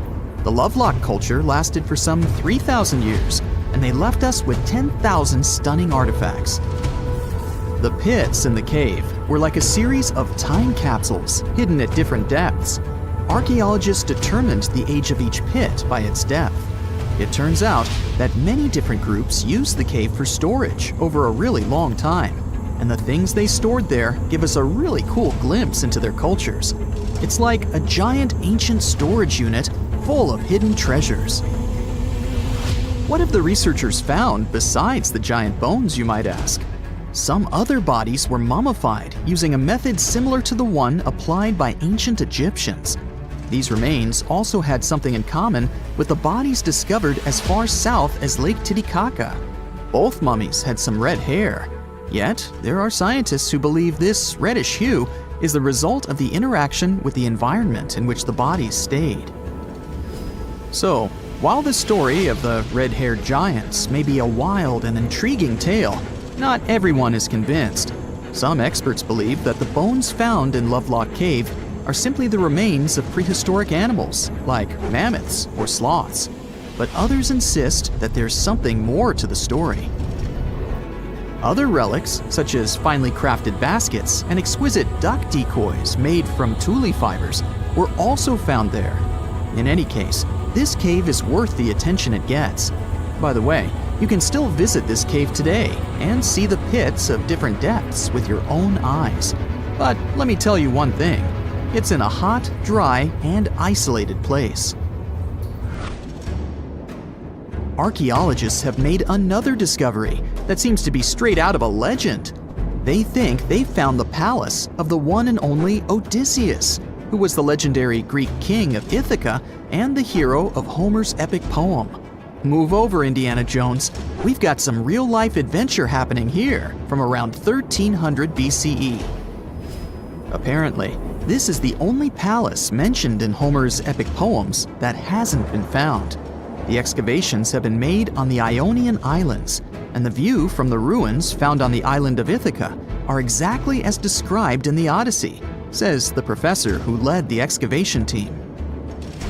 Known to the ancient Romans as Ulysses, the Greek hero took 10 years to return home to Ithaca after the fall of Troy. For many years, Homer's other epic, called the Iliad, which tells the story of the protracted siege of Troy by the Greeks, was regarded as a myth too. But then, in the 1870s, Troy was rediscovered in modern-day Turkey's Çanakkale city. So, if they found Troy, who's to say they couldn't find Odysseus' home? The researchers were following Homer's words as a roadmap. The excavation site has a building complex with 2 levels. It has important finds, such as storerooms and workshops, a complicated drainage system, and fragments of pottery. It also has a well from the 8th century BCE, which is around the time when Odysseus is believed to have been the king. Yet, not everyone is convinced that the team has actually discovered the home of Odysseus. A British researcher named Robert Biddlestone insists that Homer's description of ancient Ithaca isn't very similar to the island that now has its name, and that Odysseus' kingdom was actually on the Isle of Cephalonia.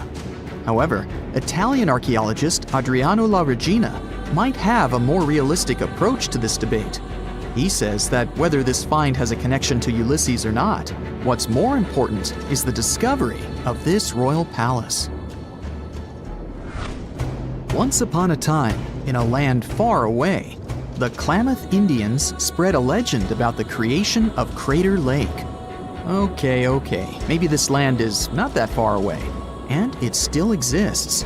You can find it in south central Oregon, in the western United States. Anyway, the legend has it that this lake was formed in a vicious battle between two volcanoes, Mount Mazama and Mount Shasta. Then the spirits of earth and the sky, which are Lao, who ruled the below world, and Skell, the chief of the above world, joined the fight. It turned into a geological drama. During the battle, darkness veiled the land. The fight was over when Mount Mazama collapsed and sent Lao back into the underworld. Then the rain filled the pit and created a lake in the place where the mountain had once stood. Flash forward to our time. Scientists have discovered that Mount Mazama did erupt 7,700 years ago. Artifacts found in the area prove that the legend indeed contains some details about the explosion. The tale says that red-hot rocks were flying through the sky. This happened during the volcanic eruption that caused the mountain to collapse. This created the volcanic caldera, which later on got filled with water. What makes this legend came true story unusual is how long it has existed. According to researchers, these types of verbal stories lose their credibility within 600 to 700 years. That's why the legend about the creation of Crater Lake is so unique.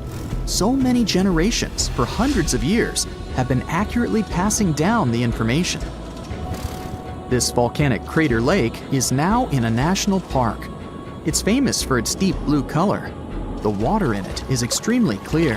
If you visit it today, the water you'll see won't be the same as for someone who will visit the place 250 years later.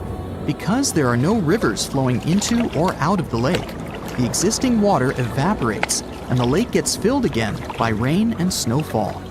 Basically, every 250 years, the water is replaced. Plus, this lake is almost 2,000 feet deep, which makes it the deepest lake in the United States. Swimming is okay in the lake, but there's only one legal and safe trail to get to the shore. There are other activities, such as fishing and boat tours. Shared human experiences, such as birth, marriage, and aging, may explain why certain tales are shared globally. Similar struggles and obstacles faced by humans around the world generate similar themes in traditional stories about love, parenting, and mortality. So, do you have legends or tales you've heard of from your grandparents? Who knows? Maybe your ancestors too witnessed a cool historical event. A gruesome discovery took place in Egypt some years ago. You want to hear about it? 16 human hands, carefully buried in 4 eerie pits. They didn't look too much like human hands at first, since they were abnormally large, but they were. Weirdly, there were only right hands. No left hands were in sight. It turned out that it points to the practice of an ancient dark ritual. Old Egyptian art and tales talked of a ceremony where warriors would present the right hand of their adversaries as proof of victory and ask for gold in return. Egyptians believed in the afterlife, so cutting off someone's hand meant you cut off their power eternally. Guaranteeing this type of defeat was interesting to the winning party. Here, the fight was between Egyptians versus Hyksos, who lived in what was once known as Canaan. Egypt has always been the center of some history-changing findings, and some time ago, this papyrus was found. If we stretched it open, it would be just a tad bigger than the height of a skyscraper. The world's tiniest skyscraper, which is located in Wichita Falls, Texas. When humans didn't write on their notes app, they wrote on this thing, made from the medulla of a papyrus plant. Around 2,000 years ago, ancient Egyptians wrote something reminiscent of a book where they describe most of their funerary traditions and their visions of the afterlife. It's considered one of the most important texts from ancient Egypt and is still sold in bookstores to this day. This ancient manuscript was unearthed from a chamber located just south of the Pyramid of Djoser, located in Saqqara. Oh yes, Djoser is the oldest pyramid in Egypt and not the Giza pyramids like most people think. So recently, the site of Saqqara buzzed with excited archaeologists who probably found one of Egypt's oldest complete mummies. They believe that this beautiful and well-preserved mummy was that of a wealthy man. He was discovered in a deep shaft, covered in layers of gold leaves. There are many symbols that show he was an important and wealthy man, like the band he wore on his head, the bracelet on his chest, and the fact that he was embalmed with a tunic, which was reserved for Egypt's finest. The most exciting part of the entire discovery was finding the resting place sealed with mortar, just as the ancient Egyptians had left it 4,300 years ago. Now this may sound weird, but back in 2008, archaeologists discovered a missing pyramid. Now it went missing because it deteriorated over the span of 4,000 years. Today, you can only see its base. It was a pretty important site back in ancient times. It is said that around the area of the pyramid, the ancients hosted a special type of ceremony where high priests would carry mummified remains of sacred bulls. Now here's a fun fact. Ancient Egyptians believed that Apis bulls were earthly incarnations of the city deity of Memphis and was connected to rites of fertility. It wasn't just any Apis bull, though. They needed to be all black, with a single white mark between its horns and a bunch of very specific characteristics. They were selected by the local priests and honored until they passed away. After that, they were mummified and buried in underground galleries. Meanwhile, this missing pyramid sort of disappeared around the 1800s. It was a German archaeologist who first found it in the village of Saqqara. He called it the Headless Pyramid when he first found it. But then, years after the official discovery, the desert sand came along and covered the whole thing. There were some excavations between the 19th and 20th centuries, but they weren't too systematic. That's why scientists were so thrilled when they dug an entire pyramid's base after removing the 25-foot mound of sand that was covering it. Oh, and it turns out American archaeologists are excavating a cemetery in Egypt that could contain over 1 million mummified bodies. So far, archaeologists have dug around 1,700 mummies. One of the main differences from other classic Egyptian mummies is that these people weren't kings and pharaohs. They were commoners that most likely lived about 1,500 years ago, when Egypt was controlled by the Roman and Byzantine empires.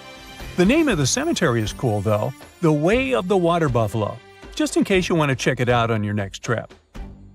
Other than bulls and buffaloes, ancient Egyptians also liked baboons. Are you seeing a pattern here? In the beginning of the 20th century, archaeologists discovered a site filled with mummified baboons in a place called, guess what? The Valley of Monkeys. An animal wouldn't have been mummified if it wasn't considered important. Certain animals were more important than others, since they were linked to specific deities. Jackals were connected to Anubis, the ancient god of the afterlife, and cats were likened to the female deity Bastet. Baboons were a pretty big deal, since they were believed to be connected to Thoth, the deity of wisdom and advisor to Ra, one of Egypt's supreme deities. The archaeologists who studied these animals weren't too happy. They think these baboons were kept inside and were deprived of sunlight for most of their lives. They had extreme vitamin D deficiencies and they were poorly fed.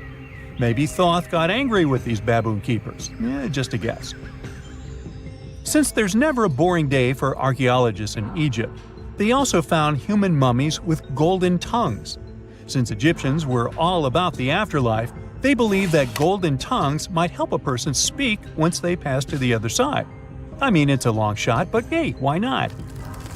Some of these mummies were placed in wooden coffins with goods, such as necklaces, pottery, golden artifacts in the shape of lotus flowers and scarab beetles, and iPhones. Just kidding. A new temple was also unearthed recently in Egypt. Scientists believe it was dedicated to honor Zeus Cassios. That deity would be a cross between Zeus, the almighty Greek deity of the sky, and Mount Cassios. While digging around the Sinai Peninsula in Egypt, archaeologists spotted 2 pink granite columns poking out of the ground, and bingo. They believe these columns represented the temple's front gate, and collapsed during an earthquake many years ago. And speaking of deities, there weren't only super serious deities. Recently, scientists unearthed a golden ring in a city south of Cairo. No, Frodo, it's not magical. It was a normal gold ring, but it had the depiction of the deity of fun, officially named Bes. This deity is often described in sacred texts as a happy, chubby dwarf. Today, many tattoos we get are sorta deprived of any sense and are made of aesthetic purposes only. In ancient Egypt, though, women would get tattoos as a token of protection for childbirth. That's what scientists think, at least. Around the Nile region, scientists found some mummies that had well-preserved tattoos, which is a rarity since the skin deteriorates so easily. 2 of these women tattooed their lower backs, and the drawings were simple. They were mostly pictures, including that same chubby dwarf we just talked about, Bes. He also had a side hustle as the protector of women during childbirth.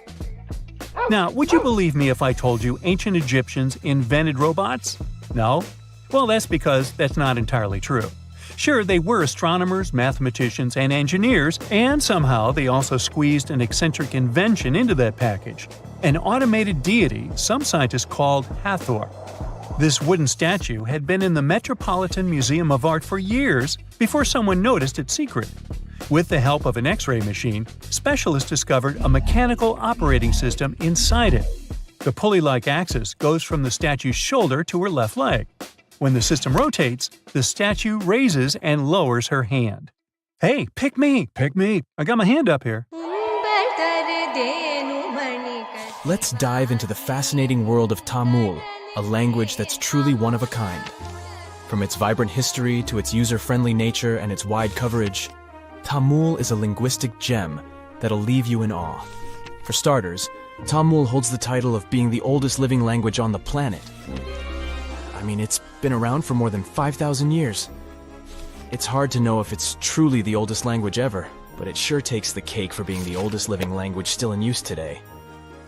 The word Tamil itself isn't just a one-trick pony. It has multiple meanings up its sleeve. Of course, it refers to the language itself, but it also signifies beauty, sweetness, and even the concept of being natural. Talk about a versatile word. How many people still speak this language today, you might wonder? Tamil is like the rock star of languages in India, with over 84 million native speakers. Globally, almost 90 million people proudly call Tamil their mother tongue. Hold on to your hats, because things are about to get divine. In India, you'll find a temple dedicated to none other than Tamul Tai. Now, Tai means mother, and this deity is considered the personification of the Tamil language as a loving and nurturing parent. This language is also not just limited to its homeland. It's a language that has spread its wings across its neighboring areas. For instance, it's also an official language in Singapore and Sri Lanka. Not to mention, it's also recognized as a minority language in South Africa, Malaysia, and Mauritius. Have you ever wondered how it all started? You know, the whole spoken word shenanigan? And where? It's not like words magically popped out of thin air, right? It must have taken quite some time to develop. Linguists don't have an exact date or any clue about what those ancient languages sounded like, but they believe the first spoken language sprouted up around 100,000 years ago. Unfortunately, since a written language only came about 5,000 years ago, we don't have much info on what those early languages sounded like. All we know is that they're somehow related to the languages we speak today. Earth is one massive place. We're talking over 7,000 spoken languages among a population of over 7 billion. Sounds like a lot, right?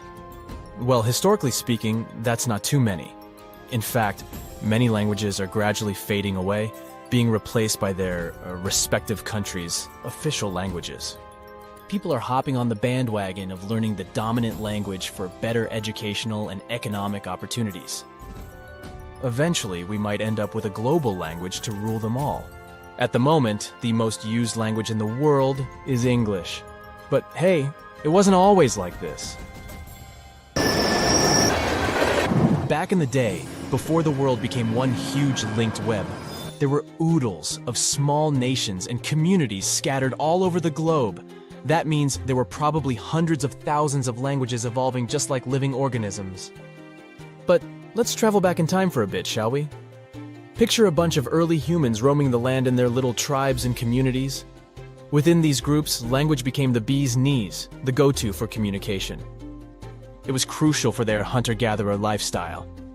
This language thingamajig allowed them to hunt like pros, multiply their numbers, build cool stuff, and survive in all sorts of gnarly conditions, even at high altitudes. Plus, it gave them a leg up on their rivals, like the Neanderthals. Sure, those folks may have been smarter and stronger, but it's widely believed they didn't gather together as Homo sapiens did. And so, about 40,000 years ago, poof, bye-bye Neanderthals. It just goes to show that language is quite a handy-dandy tool. Or at least that's one of the theories. Fast forward a bit, and humans had conquered all the major land masses. Mesopotamia, for instance, was the hotspot for this linguistic revolution, and by around 3200 BCE, Sumerian, a totally groovy language, stole the show. To this day, it's one of the oldest ones we know of, if not the oldest. What's interesting is that Sumerian had no linguistic siblings. It was like the loner kid on the linguistic playground. Let's look into the Sumerians' writing skills for a bit too. It's nothing like what we're used to today. Scientists have named it cuneiform writing, and it emerged as a means to record trade and political information. As a matter of fact, the first recorded name in history wasn't of a king or some powerful figure. It was most likely the name of an accountant, but it's difficult to know for sure. Cuneiform consisted of a collection of pictograms that represented objects or people, much like the ancient Egyptian hieroglyphics. Sumerian culture thrived in several city-states located in the southern region of Mesopotamia. Uruk, known as the first true city, was among the stars of the show. However, these cities eventually faced some unwelcome visitors. As a result, by 2000 BCE, Sumerian had taken a back seat, becoming a classical language just like Latin. Now here's a little twist in the tale. Sumerian might not actually hold the title of the oldest known language. Egyptian, for instance, emerged around the same time as the Sumerian civilization, but along the banks of the Nile. This ancient language also made use of pictograms in its writing system, but it did undergo some serious transformations due to its interactions with neighboring languages like ancient Greek, Persian, and Latin. By the time of Roman occupation, Egyptian had become a dead language, gradually replaced by Greek. Now let's give a special shout out to another one of those old languages that are still spoken today, Hebrew. This remarkable language has been around for over 3,000 years and has managed to remain relatively unchanged throughout its long history. Hebrew is one of the official languages in Israel, and around 63% of the population in this country speaks it. Also, there are approximately 6.1 million people all over the world who can proudly say that Hebrew is their first language.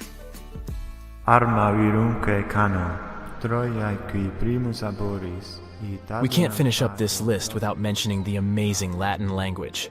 It all started in this place called Latium in the old Roman Empire, and that's how it got its name. Back in the day, Latin was the fancy language for all well-educated folks. But here's a fun twist. The Latin of yesteryear was a bit different from what we can check out in ancient books today. The alphabet they used was a total rebel, and they even wrote from right to left. Talk about turning the writing world upside down. But over time, they realized it was more fun to go from left to right. Latin literature? Oh boy, it's considered the creme de la creme of ancient writing. You know, the kind that scholars and bookworms go crazy for. If there were an Oscar for ancient literature, Latin would be cleaning up all the awards. Latin was also like this ancient influencer. It's been around for so long that it has influenced a bunch of modern languages. Many English words are either straight up taken from Latin or have been heavily influenced by it. More so, Latin has even spawned a family of languages called Romance languages. No, not about love stories, chocolates, and flowers. Romance languages are the offspring of Latin, thanks to the not-so-gentle nudge of the Roman Empire. We're talking about languages like French, Spanish, Romanian, Portuguese, and Italian. But here's a bummer. Latin is considered a long-gone language. It's frozen in time, like a linguistic time capsule. While living languages like English keep changing and growing, Latin is stuck in the past. It had its transformation and alteration phase when it was still spoken, but now it's just enjoying retirement in the linguistic retirement home. Regardless, Latin still sneaks into our daily lives without us even realizing it. You know when someone asks you the time and you say it's 4 p.m., well, guess what? You're speaking Latin. PM stands for post meridiem, which basically means after midday. And AM? That's ante meridiem, meaning before midday. You're way more Neanderthal than you think, at least when it comes to your DNA. These ancient hominids were shorter and stockier than humans today. They made stone tools, used fire, wore clothing, and had some rituals of their own. The official theory says that they went extinct 40,000 years ago, but a new study says Neanderthals probably never really disappeared completely, but could have mixed with modern humans. It looks like every modern human has about 3% of the Neanderthal genome in their DNA. If it's accurate, it means Neanderthals were more connected with our ancestors than we previously thought, and shared a long history of living together. Neanderthals were very close relatives of modern humans, but our families separated about 500,000 years ago. More than 10 years ago, scientists discovered that Neanderthals had families with the early humans who traveled out of Africa. Because of this, people living outside of Africa today have about 1 to 2% of Neanderthal DNA in their genes. We now have only 3 really good examples of complete genetic code from these ancient hominids. The first one comes from bones found in a cave in Croatia that are 50,000 to 65,000 years old. 2 more examples, which are about 80,000 and 50,000 years old, were found in caves in Eurasia. Scientists still aren't sure as much about how modern human DNA got into the Neanderthal genetic alphabet because they don't have enough material to study. But they did compare the existing DNA of 3 Neanderthals with the DNA of 2,000 modern humans. They found that the Neanderthal DNA might be made up to 3.7% of modern human genetic code. It means that in the ancient Neanderthal population, about 1 in 30 parents were modern humans. The scientists found that modern human DNA got mixed into the Neanderthal genetic alphabet during at least 2 periods when humans and Neanderthals were interbreeding. This happened once about 200,000 to 250,000 years ago, and again about 100,000 to 120,000 years ago. There might have been other times they mixed, but we can't see those in the DNA we have now.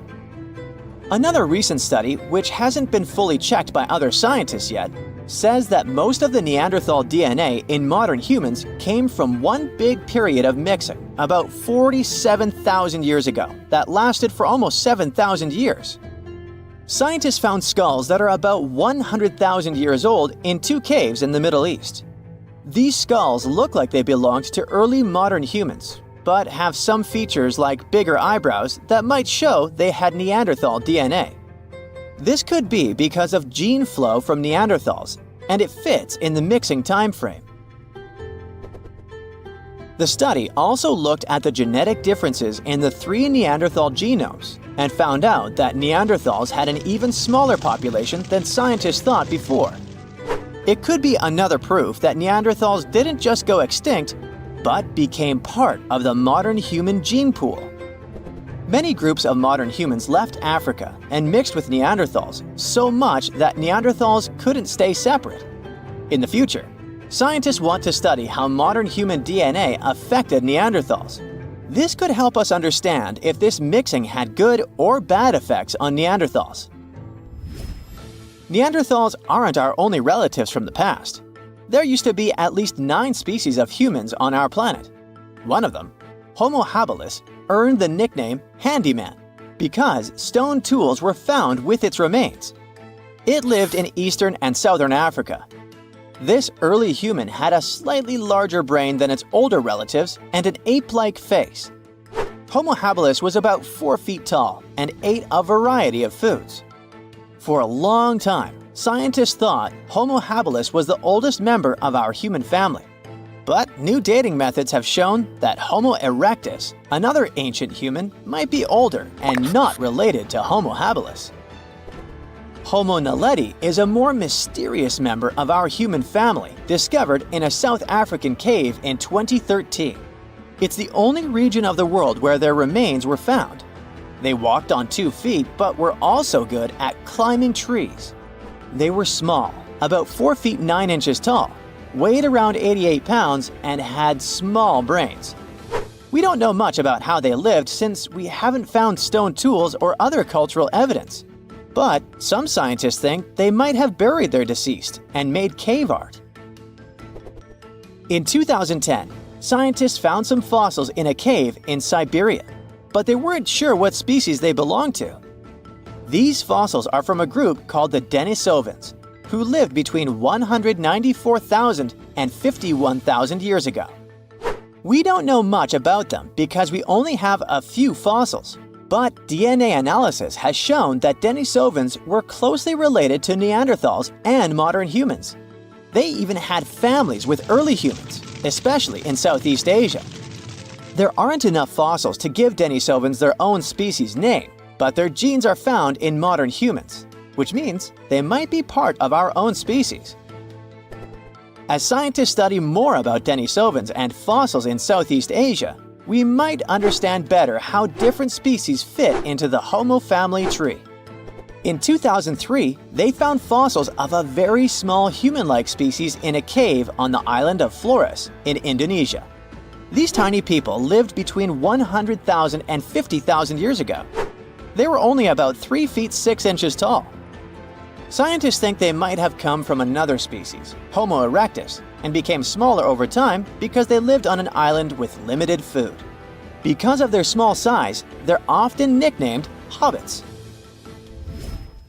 Around 40,000 years ago, Homo sapiens, yep, that's us, were the last humans left out of many different kinds of human-like species that walked on 2 legs.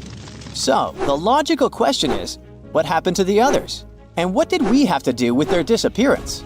Some scientists think we survived because our offspring lived longer, or because we were better at handling changes in the weather. Others think we might have competed with other human species, or maybe mixed with them and shared genes. About 300,000 years ago, the first Homo sapiens lived in Africa. They didn't look exactly like us, but they were more similar to us than other early humans. They had tall, round skulls with almost straight foreheads. Unlike Neanderthals, they didn't have thick brows or jutting jaws like Homo naledi. They also had chins, which no other early humans had, though we still don't know why. Homo sapiens lived in bigger groups and had more genetic diversity compared to other early humans. This helped us in many ways, not just in staying healthy. Having big social networks across different places was like having a safety net. If we ran out of food or water, we could go to other groups we were connected to, and they would help us because we weren't strangers, we were family. These big networks also helped these early humans share new ideas and inventions. A big simulation showed that later species of humans could live in many different environments because of these wide networks and the ability to adapt. We know that Neanderthals were really smart, but Homo sapiens might have been just a little bit smarter. Small inventions like weaving and sewing needles could have given Homo sapiens an edge. Scientists have found evidence of weaving from 35,000 years ago and sewing needles from 30,000 years ago. Weaving lets you make things like baskets and nets to catch food. Sewing needles help you make better clothes and tents, which keep you and your youngsters warm and safe, which is very important for survival. Ever since Plato wrote about the allegory of Atlantis, humanity has been fascinated with the possibility of the discovery of a thriving underwater civilization. Fancy joining me on a trip to a few historic underwater sites? Let's see what we can find out about ancient civilizations. The first one on our list is what is being called the underwater Stonehenge. Scientists have recently discovered a mysterious pile of cairns that stretch for miles under the shimmering waters of Lake Constance at the borders of Switzerland, Germany, and Austria. Archaeologists began to explore the site back in 2015, and they haven't been able to understand yet what it was actually used for. What they do know is that there is a 12-mile line of 170 human-made stone cairns under Lake Constance. Scientists say this was most likely the result of a combined work of several villages. The cairn site was probably used for some collective purpose. The formations are huge. Some of them are several dozen feet wide. The most amazing discovery so far is that the site dates back to around 5,500 years ago. Now, what were we humans doing back then? We were living in the prime years of the so-called Stone Age. We were beginning to make artifacts from stone and use them to hunt and eat. Can you imagine what a knife and fork might have looked like back in those days? It's no coincidence that scientists call this site the underwater Stonehenge, though. Both sites are believed to have been built around the same period of time. You see, Stonehenge dates back to around 3100 BCE. Both sites carry the distinct characteristic of stone monuments built in a circle. Not to mention the fact that scientists also haven't figured out why on Earth our early ancestors would feel the need to build a monument such as Stonehenge. Well, the mystery of Lake Constance hasn't been solved yet. Who were the Neolithic people from this area? And for what purpose did they go through such an amount of work and effort to build this huge stone site? Next, we're taking you on a tour of the Ryukyu Islands just off the coast of Japan. You're diving deep down to an archaeological site. But I should warn you, the waters of the Pacific Ocean are far from smooth. It doesn't take long before you see a huge structure, thanks to the sunlight shining down on the seabed. At first, it looks like Machu Picchu's ruins located across the globe in Peru. As you approach the site, you slowly figure out its forms. A pyramid-shaped structure, arches, staircases. It's something that could have easily been a palace or a castle. Could this be a sign of human activity? What you've just seen is known today as the Yonaguni Monument. It also goes by the name of Japan's Atlantis. The entire monument is about the size of 5 soccer fields and the height of a 5-story building. Its most surprising feature is its expanse of terraces.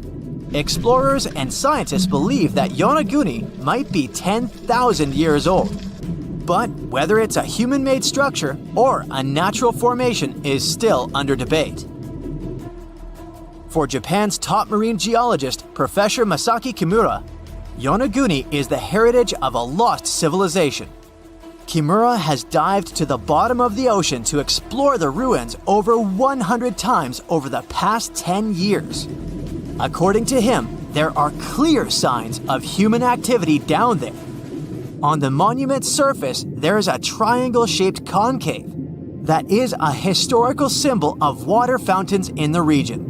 There's also a giant turtle carved on the eastern side of the structure.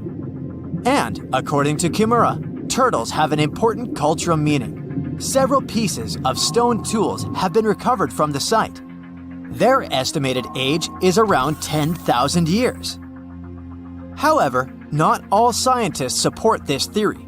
For many, Yonaguni is the result of thousands of years of erosion. The fact that the monument is composed of one massive rock leads them to believe it's not human-made. The defined edges and flat surfaces resemble a natural formation in Northern Ireland, known as the Giant's Causeway. The basalt columns look like the ruins of a palace, but they're actually the result of volcanic activity in the region. Now, you're flying to the coast of Greece, 4 hours away from Athens.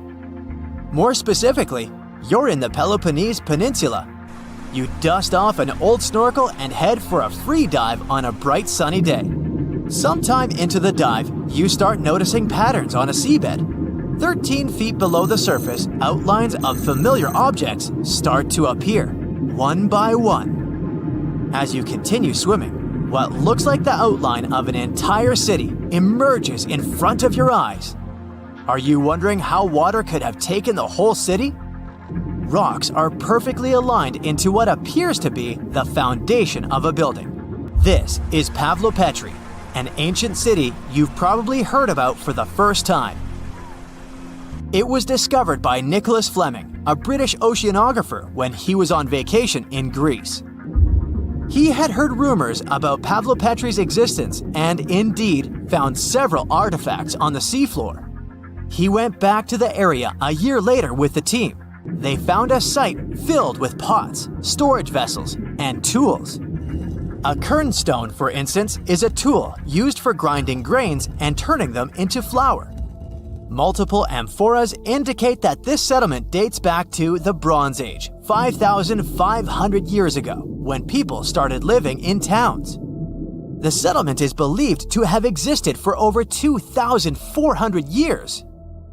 Today, Pavlopetri is considered the oldest submerged town ever discovered, and what's impressive is that it wasn't a simple village.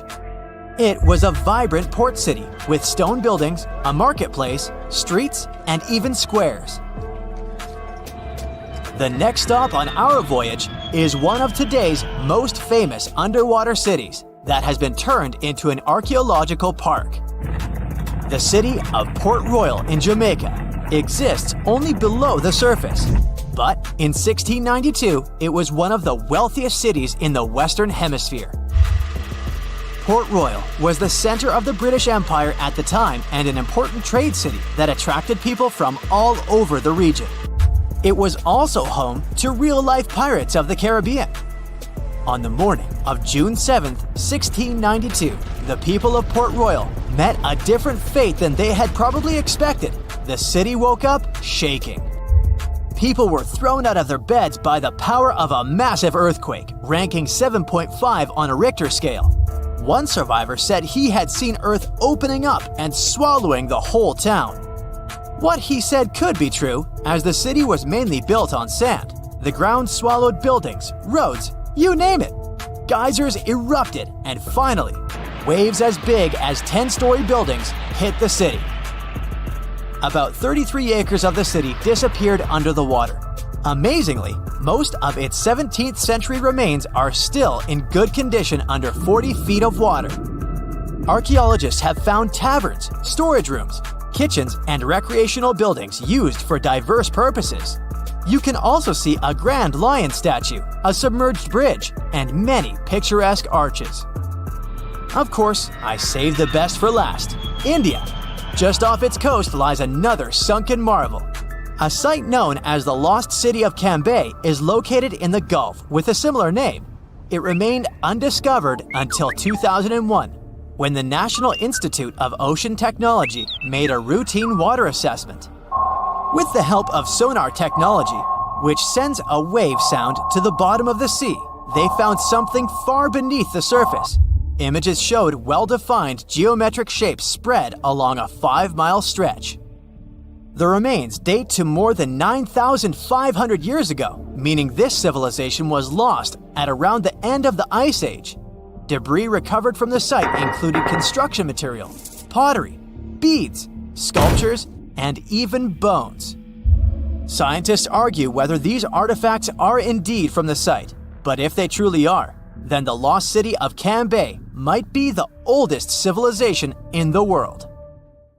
Now, let's assume that another species, whether humanoid or dolphin-like, could have existed millions of years ago. How do we find their traces? There was a Doctor Who episode about a non-human industrial civilization on Earth that existed long before us.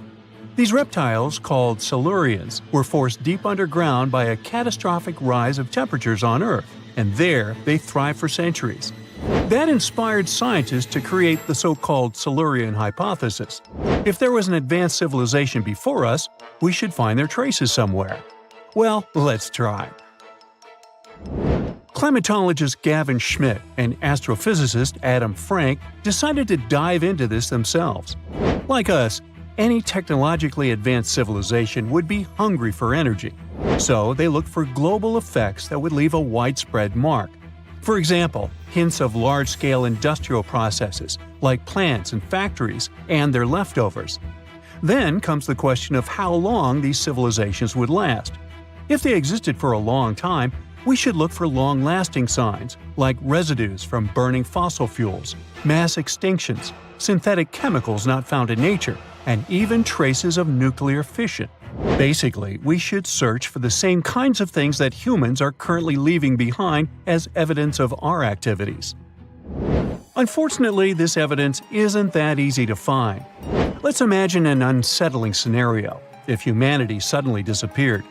Even though it seems like we've left a lot of changes on our planet, the future civilization millions of years from now would struggle to find any remnants of our existence.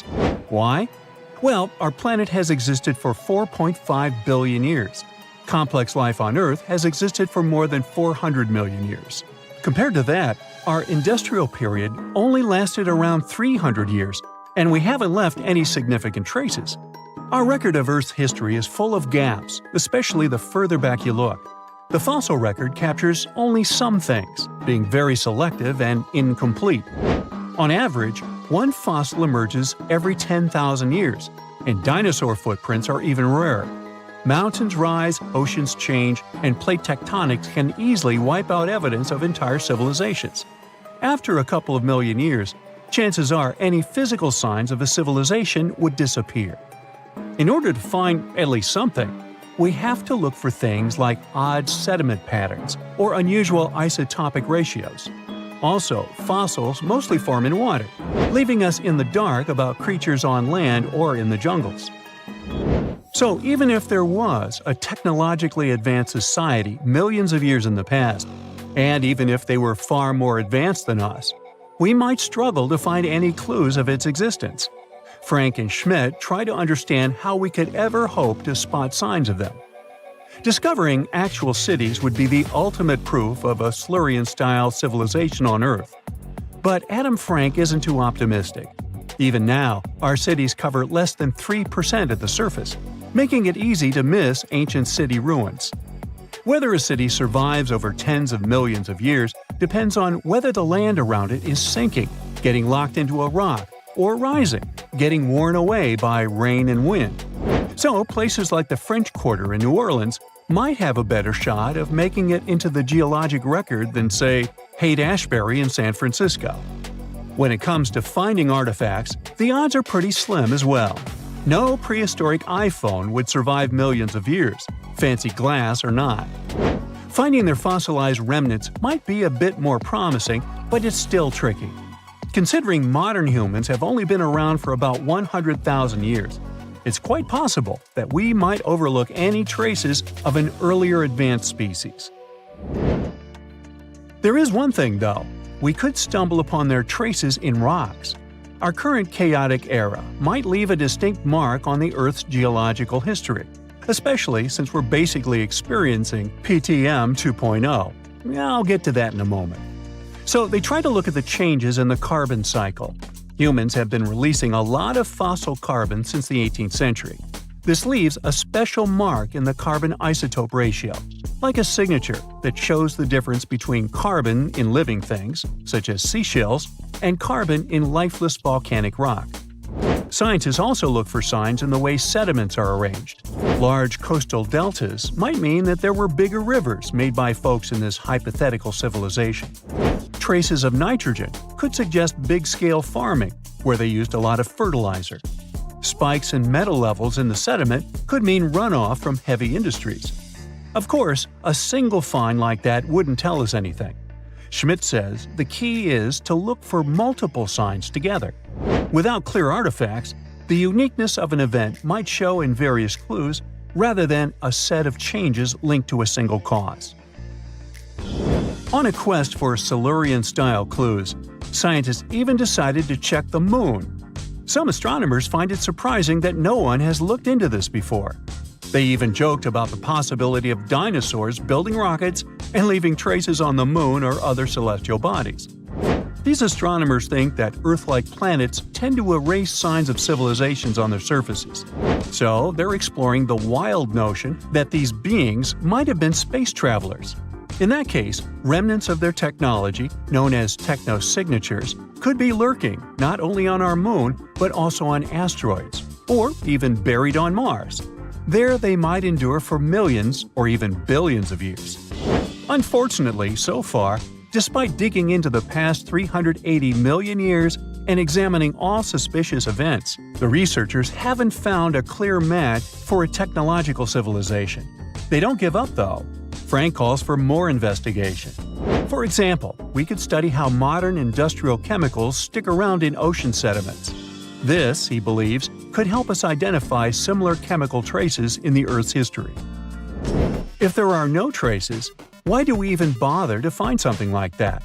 This research is based on Schmidt and Frank's recent papers. They were delving into the Anthropocene.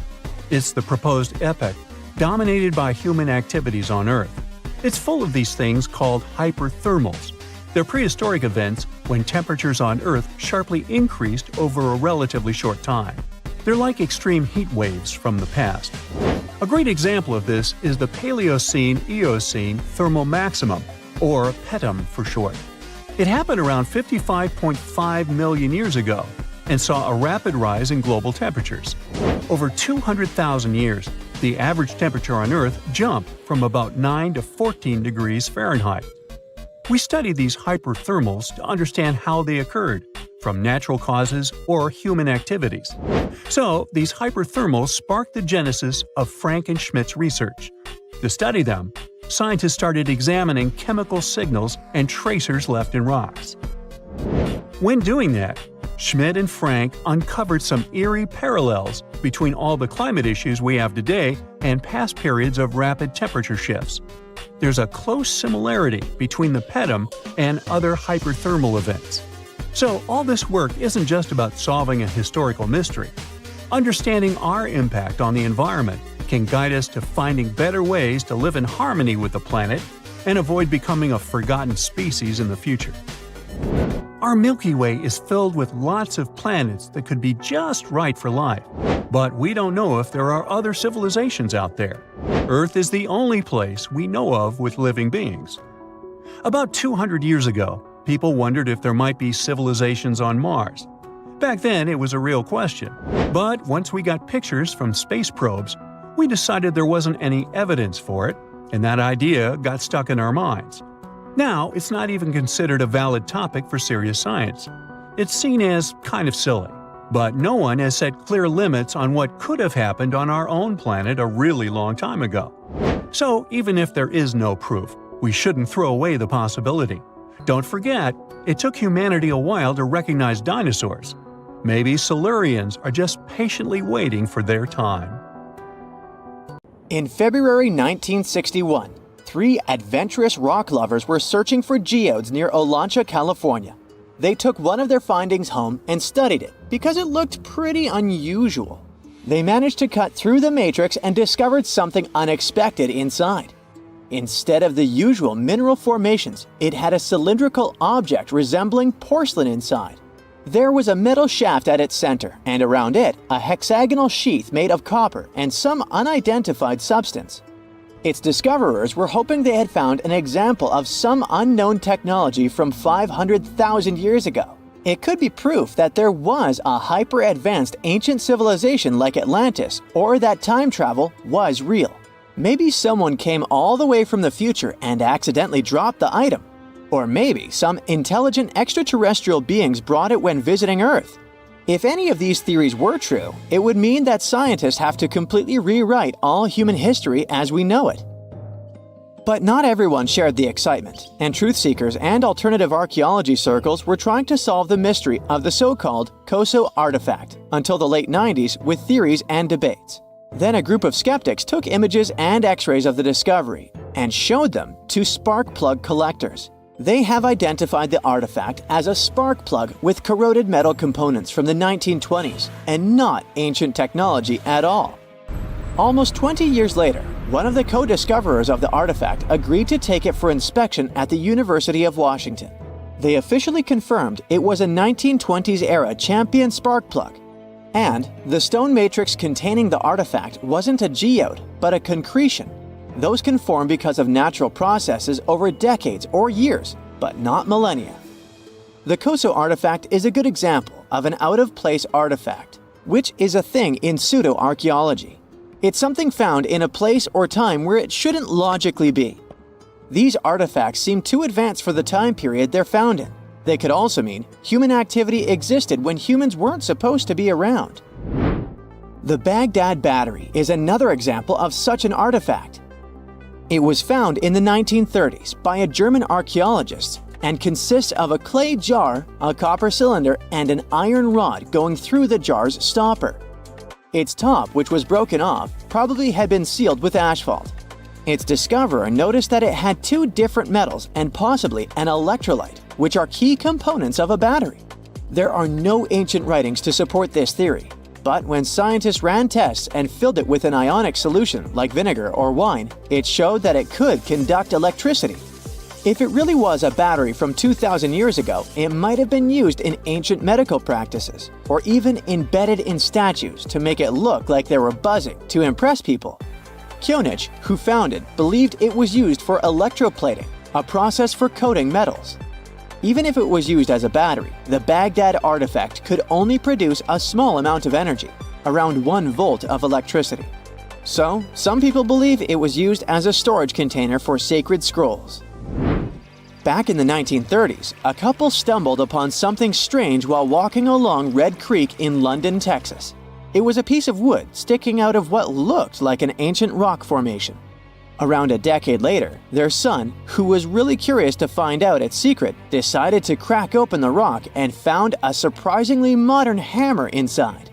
This discovery caught the attention of Carl Baugh, a young Earth creationist who claimed the rock surrounding the hammer dated back to the Cretaceous period. He saw it as evidence against evolutionary theory. After some investigation, scientists proved that the rock was not as ancient as it seemed. Geological processes have just encased the modern hammer over time, so it wasn't evidence of humans coexisting with dinosaurs like the Flintstones, as some hoped. It was just a case of a miner dropping his hammer centuries ago and nature doing its thing. A Chinese archaeologist supposedly stumbled upon some caves that seemed to serve as a burial ground for small beings with big, oval heads. Alongside these remains, there was rock art depicting figures with round helmets, the sun, the moon, the earth, and stars connected by groups of pea-sized dots. They also found over 700 mysterious stone discs etched with spiral grooves. Things got even weirder when these discs were sent to a Chinese professor who claimed the grooves were actually written characters. According to his translation, the discs told the tale of Dropa visitors from another planet who had crashed their spaceship on Earth about 12,000 years ago and had tried to live among us until they were hunted down by locals. But there's no concrete evidence that any of this actually happened. The story was first published back in the 1960s in a couple of articles, but it all seemed a bit fishy. None of the people involved, the archaeologist, the professor, or even the university they supposedly worked at, seemed to have left any trace in the records. And while there is a group in Tibet called the Dropka, they're fully human, not extraterrestrial visitors, and there's no solid proof that the Dropa stones exist at all. In a remote part of China, there are some bizarre pipe-like formations known as the Beigan pipes. A local explorer found them back in 1996, protruding from Mount Beigan and along the shores of Tosan Lake nearby. Some people thought they were the work of ancient guests from other planets. When samples of the pipe material were tested, they contained mostly common minerals, but there was a mysterious 8% of unknown stuff. Special testing revealed that these pipes had been there before humans. Chinese geologists later visited the site and suggested that these pipes were formed naturally over time. It could be sediment piling up in the fissures in the earth, or even fossilized tree roots from the area's lush past, but it's not certain. There's a mysterious terracotta head in Mexico with a hard-to-pronounce name, discovered back in the 1930s during a burial excavation. This head looked a lot like fancy Roman statues, so it wasn't clear what it was doing in Mexico. For some reason, the discoverer kept it secret for several decades. The head was found in a pyramid with 3 floors about 40 miles from Mexico City, alongside gold, copper, and pottery. Some argue that if this head really is many centuries old, it could mean the Romans or some other civilization had made it to Mesoamerica before Columbus did. There are also drift voyage theories mentioning a shipwreck after which some artifacts and survivors made it ashore. Some suggest that this figurine head was a little souvenir brought over by the Vikings. But there's no solid archaeological proof of the Vikings meeting the folks in Mesoamerica. There are some artifacts floating around, but none of them have been stamped as undeniable evidence of pre-Columbian contact. so the mystery of how this head ended up where it did remains unsolved. While digging a trench along a river in Romania, workers found a wedge, which is now famous as the aluminum wedge of Ajud, or the object of Ajud. Right next to it, there were some mastodon bones. Those distant relatives of elephants lived 11,000 years ago, so the wedge is probably of the same age. The cool part is that it's made of aluminum, a metal not even discovered until the 1800s. This material requires serious heat to produce. The wedge is also covered in a thick layer of oxide that's been sitting there for hundreds of years. Some folks believe this wedge must have crash-landed here on a spacecraft from some other planet. Some scientists think it's all a hoax, and others suppose it might be a human-made object with an unknown purpose. You're walking down the street. You see a strange-looking antique shop called Ageless Trinkets of Mr. Bright. You're curious, so you enter there. You take a look at all the weird stuff. Suddenly, an old folded parchment paper catches your attention. It's a world map, but something's off with it. Instead of showing the countries as you know them, it shows the locations of 4 mythical lost worlds and civilizations. Mr. Bright, the shop owner, comes next to you after realizing your shock. This map won't let you find these places or anything, but I can explain to you the legends behind them if you want, he says. Let me begin with Atlantis. You might know it as Aquaman's underwater kingdom, but Atlantis, the fictional island, was actually first introduced in 2 of Plato's works. According to him, Atlantis was a highly advanced civilization that existed about 9,000 years before his own time, and its story had been passed down by poets, authors, and others. He wrote about Atlantis and its citizens to give a moral lesson and to teach about the dangers of arrogance, as well as the eventual downfall of those who are after too much power. In his dialogues, Plato stated that Atlantis was a great and powerful empire that was respected in all parts of the world. It was founded by beings who were half deities and half human, and became a great naval power after a while. Being an island filled with gold, silver, and other precious metals certainly helped their case. But besides that, it was also known for its breathtaking architecture and state-of-the-art technology, as well as its countless rare and exotic wild animals. Atlanteans were proud of their great achievements and the perfection of their civilization, but their excessive pride was going to bring their downfall. They believed they were so superior that they could gain control over any nation. This led them to launch a series of invasions. They conquered many of the Mediterranean lands, but when it was time to enter Athens, Athenians pushed back with an extraordinary force, so the Atlanteans were finally defeated. Plato stated that deities then got angry at Atlanteans because of how wicked, greedy, and immoral they became. So they punished them by sending earthquakes, which caused Atlantis to sink beneath the sea. Although the earliest written records of Atlantis were Plato's works, some people still believed his story to be based on truth and tried to identify the island of Atlantis with actual countries. Some people suggested it may have been located in the Mediterranean Sea, near the coast of Spain or Italy. Others thought it may have been located in the Caribbean, off the coast of Central or South America, but there was no solid evidence to support any of these claims. One theory, in particular, seemed more plausible than the others, though. Located in the Aegean Sea, the island of Santorini was the home of a highly advanced Minoan society. However, due to a huge volcanic eruption, it was destroyed about 3,600 years ago, causing the Minoan civilization to suddenly disappear.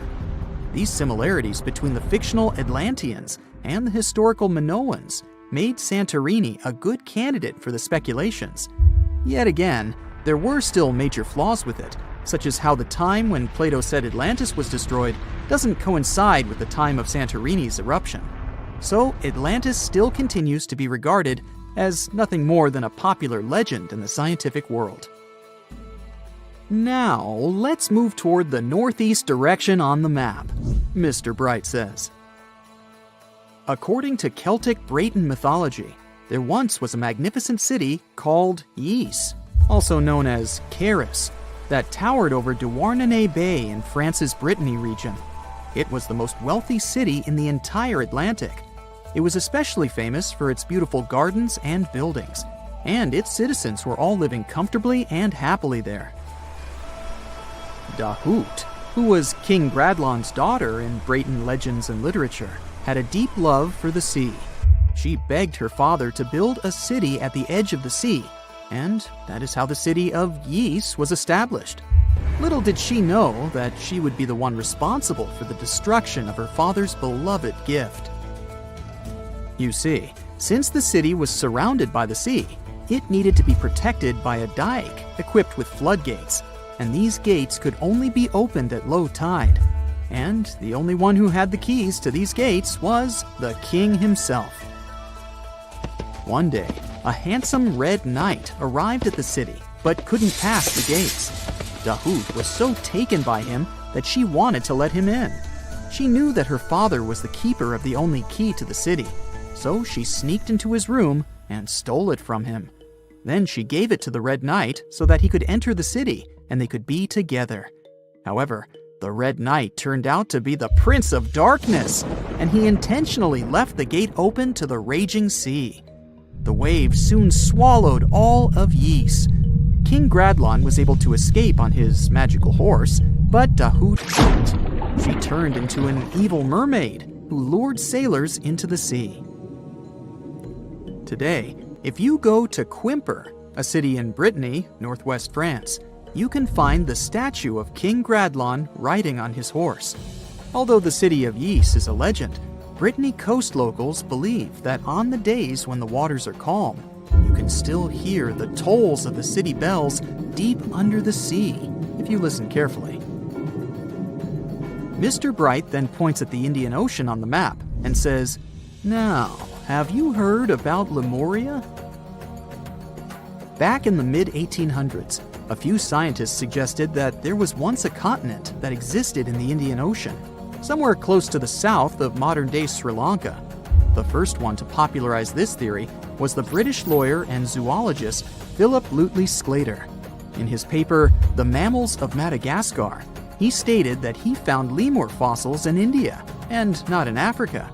However, this discovery was extremely shocking to him because of the fact that lemurs' original homeland, Madagascar, is much closer to Africa. He proposed that this was possible only if some larger continent connected the two once. He stated that this continent must have eventually sunk to the ocean floor. He then named it Lemuria, and hence the theory was born. People who came after Sclater took his theory a step further and thought that Lemuria was also the home of an extinct race of humans called Lemurians, who had 4 arms and enormous bodies, and were also the ancestors of modern-day humans, as well as lemurs. Of course, as new scientific discoveries were made on plate tectonics, evolution, and the study of DNA, the theories regarding the fictional continent called Lemuria were debunked. The last fictional land on the map is Agartha, Mr. Bright says. Taking its roots from Eastern mysticism, one legend says there's a kingdom called Agartha that is located deep beneath the surface of the earth.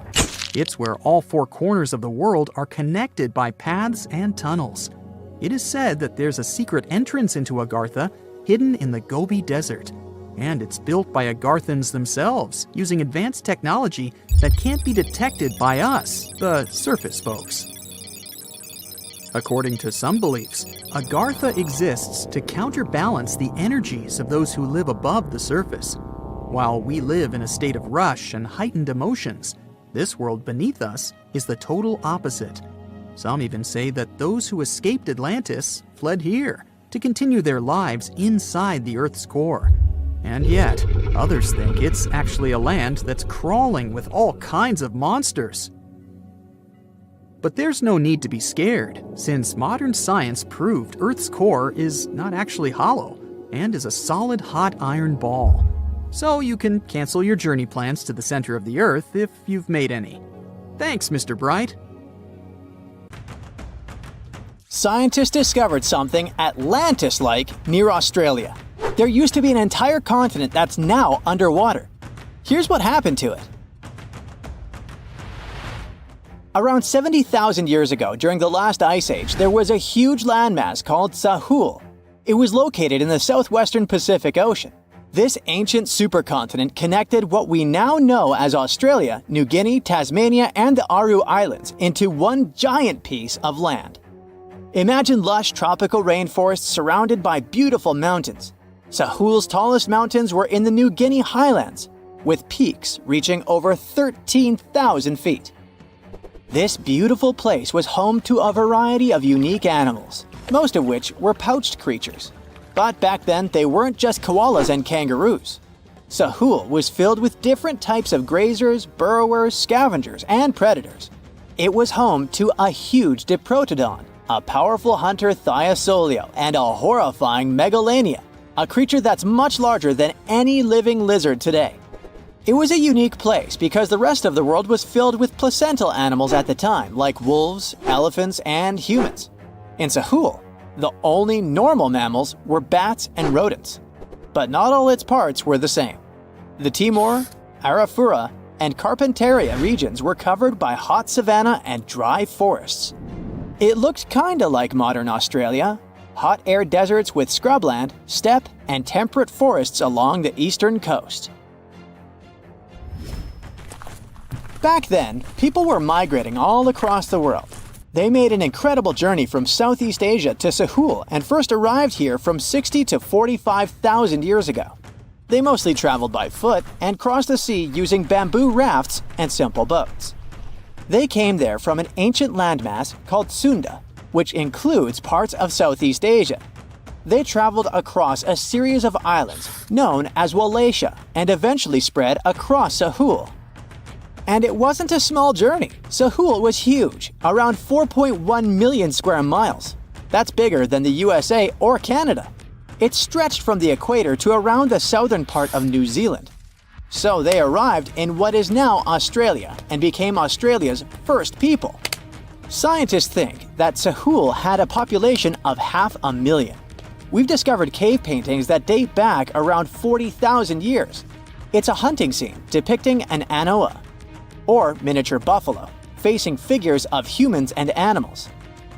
Researchers are trying to figure out how these early settlers moved across Sahul and where we might find archaeological evidence of their journey. To do this, they created a landscape evolution model. The simulation showed how Sahul changed between 75,000 and 35,000 years ago. It showed potential migration routes and archaeological sites. Humans likely traveled along coastlines and rivers. But how did Sahul get submerged off the coast of Australia, similar to the mythical Atlantis? During the last ice age, much of the Earth's water was locked up in large ice sheets and glaciers. The sea levels were much lower than they are today. After that, the global temperatures increased. The ice sheets melted and the sea levels rose, flooding the land bridges that once connected different parts of Sahul together. About 8,000 years ago, New Guinea separated from mainland Australia, and then, about 6,000 years ago, Tasmania did the same. We still can explore the underwater parts of Sahul thanks to new technology. Divers explore and collect samples directly from the ocean floor. Underwater drones can go to places that are too deep or dangerous for humans to explore. And with sonar mapping, scientists use sound waves to create maps of the ocean floor. It's like using an echo to see what's underwater. The sound waves bounce off the seabed and come back, helping us create a picture of what it looks like. Deep underwater, archaeologists have found stone tools and other artifacts. They also discovered fossils of animals like Diprotodon and Thylacoleo. By studying the underwater terrain of Sahul, they learned about the ancient rivers, lakes, and coastlines that existed during the Ice Age. But Sahul isn't the only underwater continent. Sahul isn't the only hidden gem of Southeast Asia. Take Sundaland, a place made up of Sumatra, Java, Borneo, and some other islands. This place was crazy huge during the Ice Age, but now almost fully underwater. Almost, But not entirely. The parts above the ocean are teeming with life. If you like birds, check this place out. It has almost a fifth of the world's bird species. You can spot colorful birds like the Java hawk eagle and the Bali starling among the lush forests. It's also a home to a fourth of Earth's fish species. Sundaland's waters are a haven for marine life, even the most exotic animals like the Asian arowanas. It's also a treasure trove of flowers. That's where you can find Rafflesia and Titan arum, the world's largest flowers. This makes it very similar to Zealandia. Zealandia is a long, narrow piece of land about half the size of Australia. It broke from Antarctica about 100 million years ago. Just like Sundaland, it isn't fully underwater. 7% of it stayed above sea level. This sticking out little piece is what we now call New Zealand, along with Stewart Island and some smaller islands. These pieces of Zealandia are lush and warm. They're packed with volcanoes, mountain ranges, beautiful natural geysers, and hot springs. Local people, Maori, use these hot springs for cooking. People place corn, eggs, and vegetables in baskets and lower them directly in the hot springs. Sometimes they cook food in a pit oven using heated rocks. Another hidden world is known as Argoland. This mysterious landmass was once part of Australia, back when dinosaurs chilled around. It drove scientists crazy for decades. They knew it existed because it left a huge stretch on the ancient seafloor, the Argo Abyssal Plain.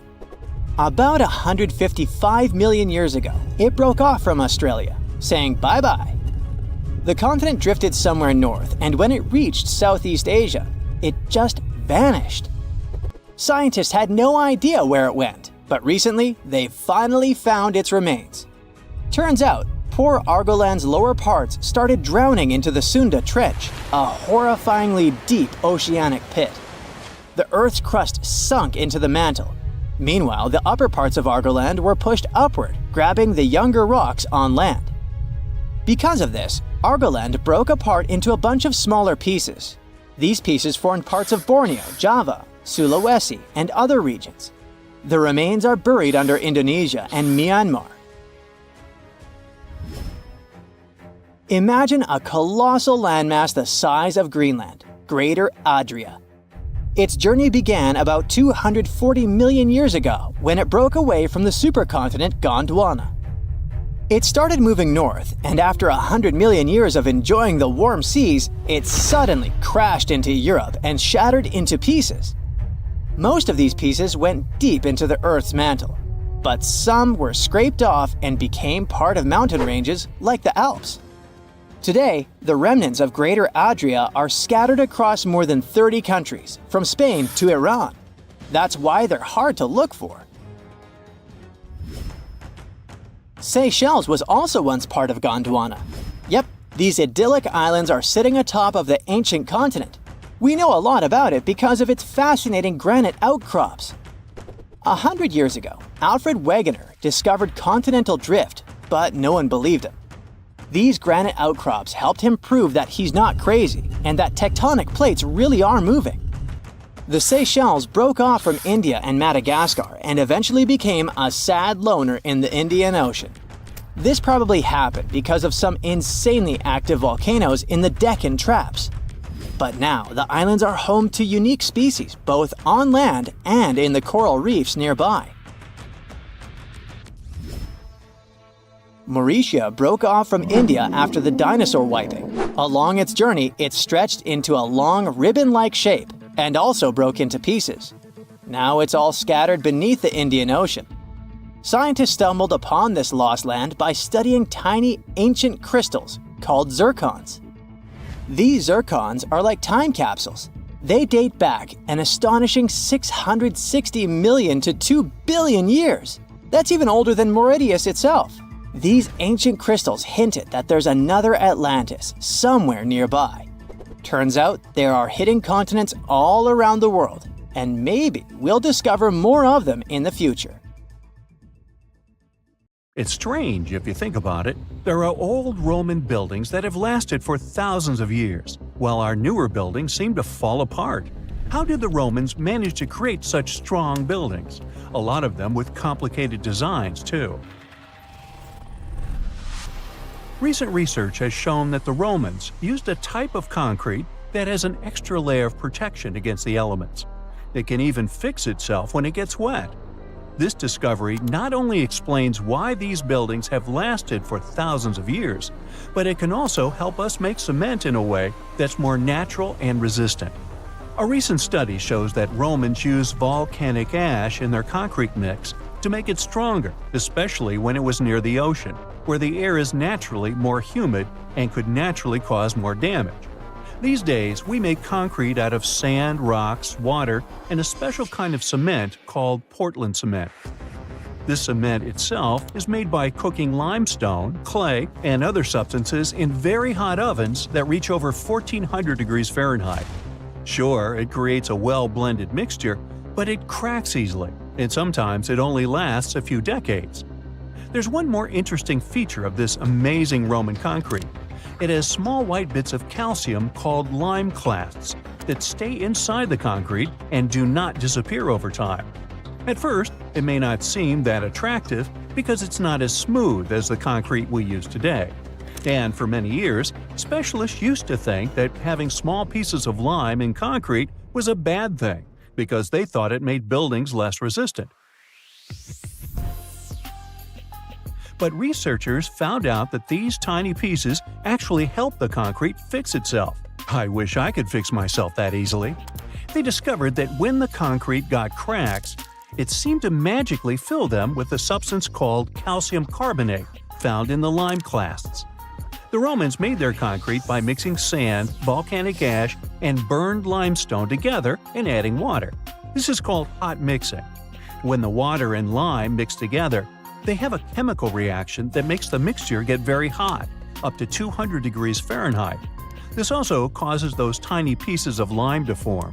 Now, this concrete can get cracks, and when water, rain, or seawater gets in, it makes the calcium in the concrete dissolve. The calcium then sticks to the cracks and makes them close up, kind of like a scab. Of course, researchers had to test this method, and they made concrete as the Romans did. Shortly after, they cracked it here and there. They placed the cracked concrete under water, and after 1 to 3 weeks, the cracks were gone. Safe to say, this didn't happen with concrete made using modern methods. Now, the Romans didn't know the science behind making their concrete strong, but they found a good recipe by trying different things over a long time period. Ancient records show that they used this recipe to build strong structures, especially for ships, and continued to use it once they found it was successful. Now, not all Roman buildings made it to the 21st century in perfect condition. The Colosseum, for instance, one of the most famous Roman constructions in the world, used to be nearly twice as large as it is today. It sustained a lot of damage throughout the ages, reaching the form we've come to know today. Let's not forget, it's a pretty old building to begin with. Its construction started in the year 70 under Roman ruler Vespasian, who later started making motor scooters named after him. You know, Vespa? Nah, I made that up.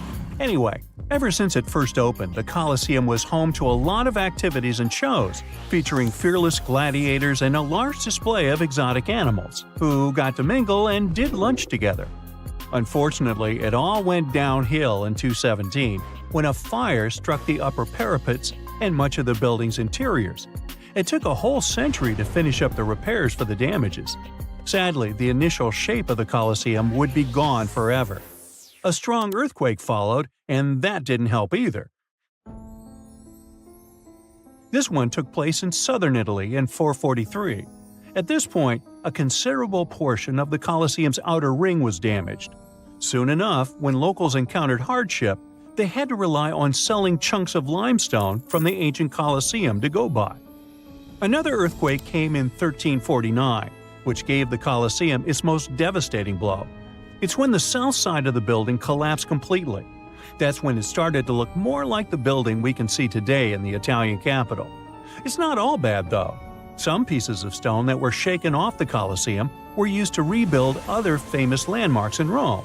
So, if we think about it, the missing part of the Colosseum isn't missing at all. It's just been recycled all around the city. One building that features pieces of old stone Colosseum is called Palazzo Venezia, and it's a local museum. Now, speaking of weird buildings, you've probably seen this one, as it's one of the most photographed spots in the world. You can see online photos of people leaning on it, or ones that make the building look like an ice cream scoop. This famous Italian landmark is called, you tell me. Yep, the Tower of Pisa, and it looks like it's seconds away from collapsing to the ground. Now, should you ever want to visit, you'll need to head over to this Italian city with the same name, Pisa, near the Square of Miracles. Now, weirdly enough, this building is more famous for its awkward incline rather than for its history or purpose. Back in 1178, when the construction of the tower was still not completed, people realized that the building was starting to lean over, and that was before they had reached its third floor. They soon figured out it had nothing to do with the building plans or the materials they used. It was all happening because of the mushy and shifting soil which was beneath the construction. These days, we know that placing a building on top of soil made of clay, fine sand, and shells isn't the best idea. But back then, people didn't know how to figure that out before building something. Now, fast forward some centuries, and it became clear that this 180-foot tower isn't just leaning, it is falling, and at a considerable rate of about 0.08 of an inch per year. Well, that may not sound like a lot, but multiply that by hundreds of years and, well, just look at the pictures and you'll understand. This leaning tower is more than 16 feet off its axis in the present day. So how come it hasn't fallen over altogether? Well, because of physics mostly. Its center of gravity continues to be located within the base of the structure, so it's pretty grounded. It's also been continuously watched over by local authorities to make sure they protect this unique building for as long as possible. The Pantheon is another great example of the way Romans understood architecture. It's also located in Rome and was initially built as a temple. The construction itself was made from concrete with different thicknesses and has an interesting shape too. Back in the day, Romans believed the Earth was like a disc, which was covered by a dome-shaped sky. So they modeled the Pantheon sticking to this idea. Light comes into the temple through a hole in the dome, shining down on the floors and walls, showing the movement of the sun. It's also one of the best preserved ancient Roman buildings. It's no wonder many other buildings have been made to look like it. In the U.S. alone, the U.S. Capitol, the Jefferson Memorial, and the National Gallery in Washington, D.C. are all said to be modeled after this ancient construction. The famous painter Michelangelo was so impressed by this building that he believed some unnatural force must have helped in its construction. The place where it stands is also very special because of the story behind it. Legend has it that the founder of Rome, Romulus, was lifted to the ancient Roman higher spirits on the wings of an eagle from this exact location. Apparently, it was a talon show. Get it? Talons? Eagles? Okay, gotta go.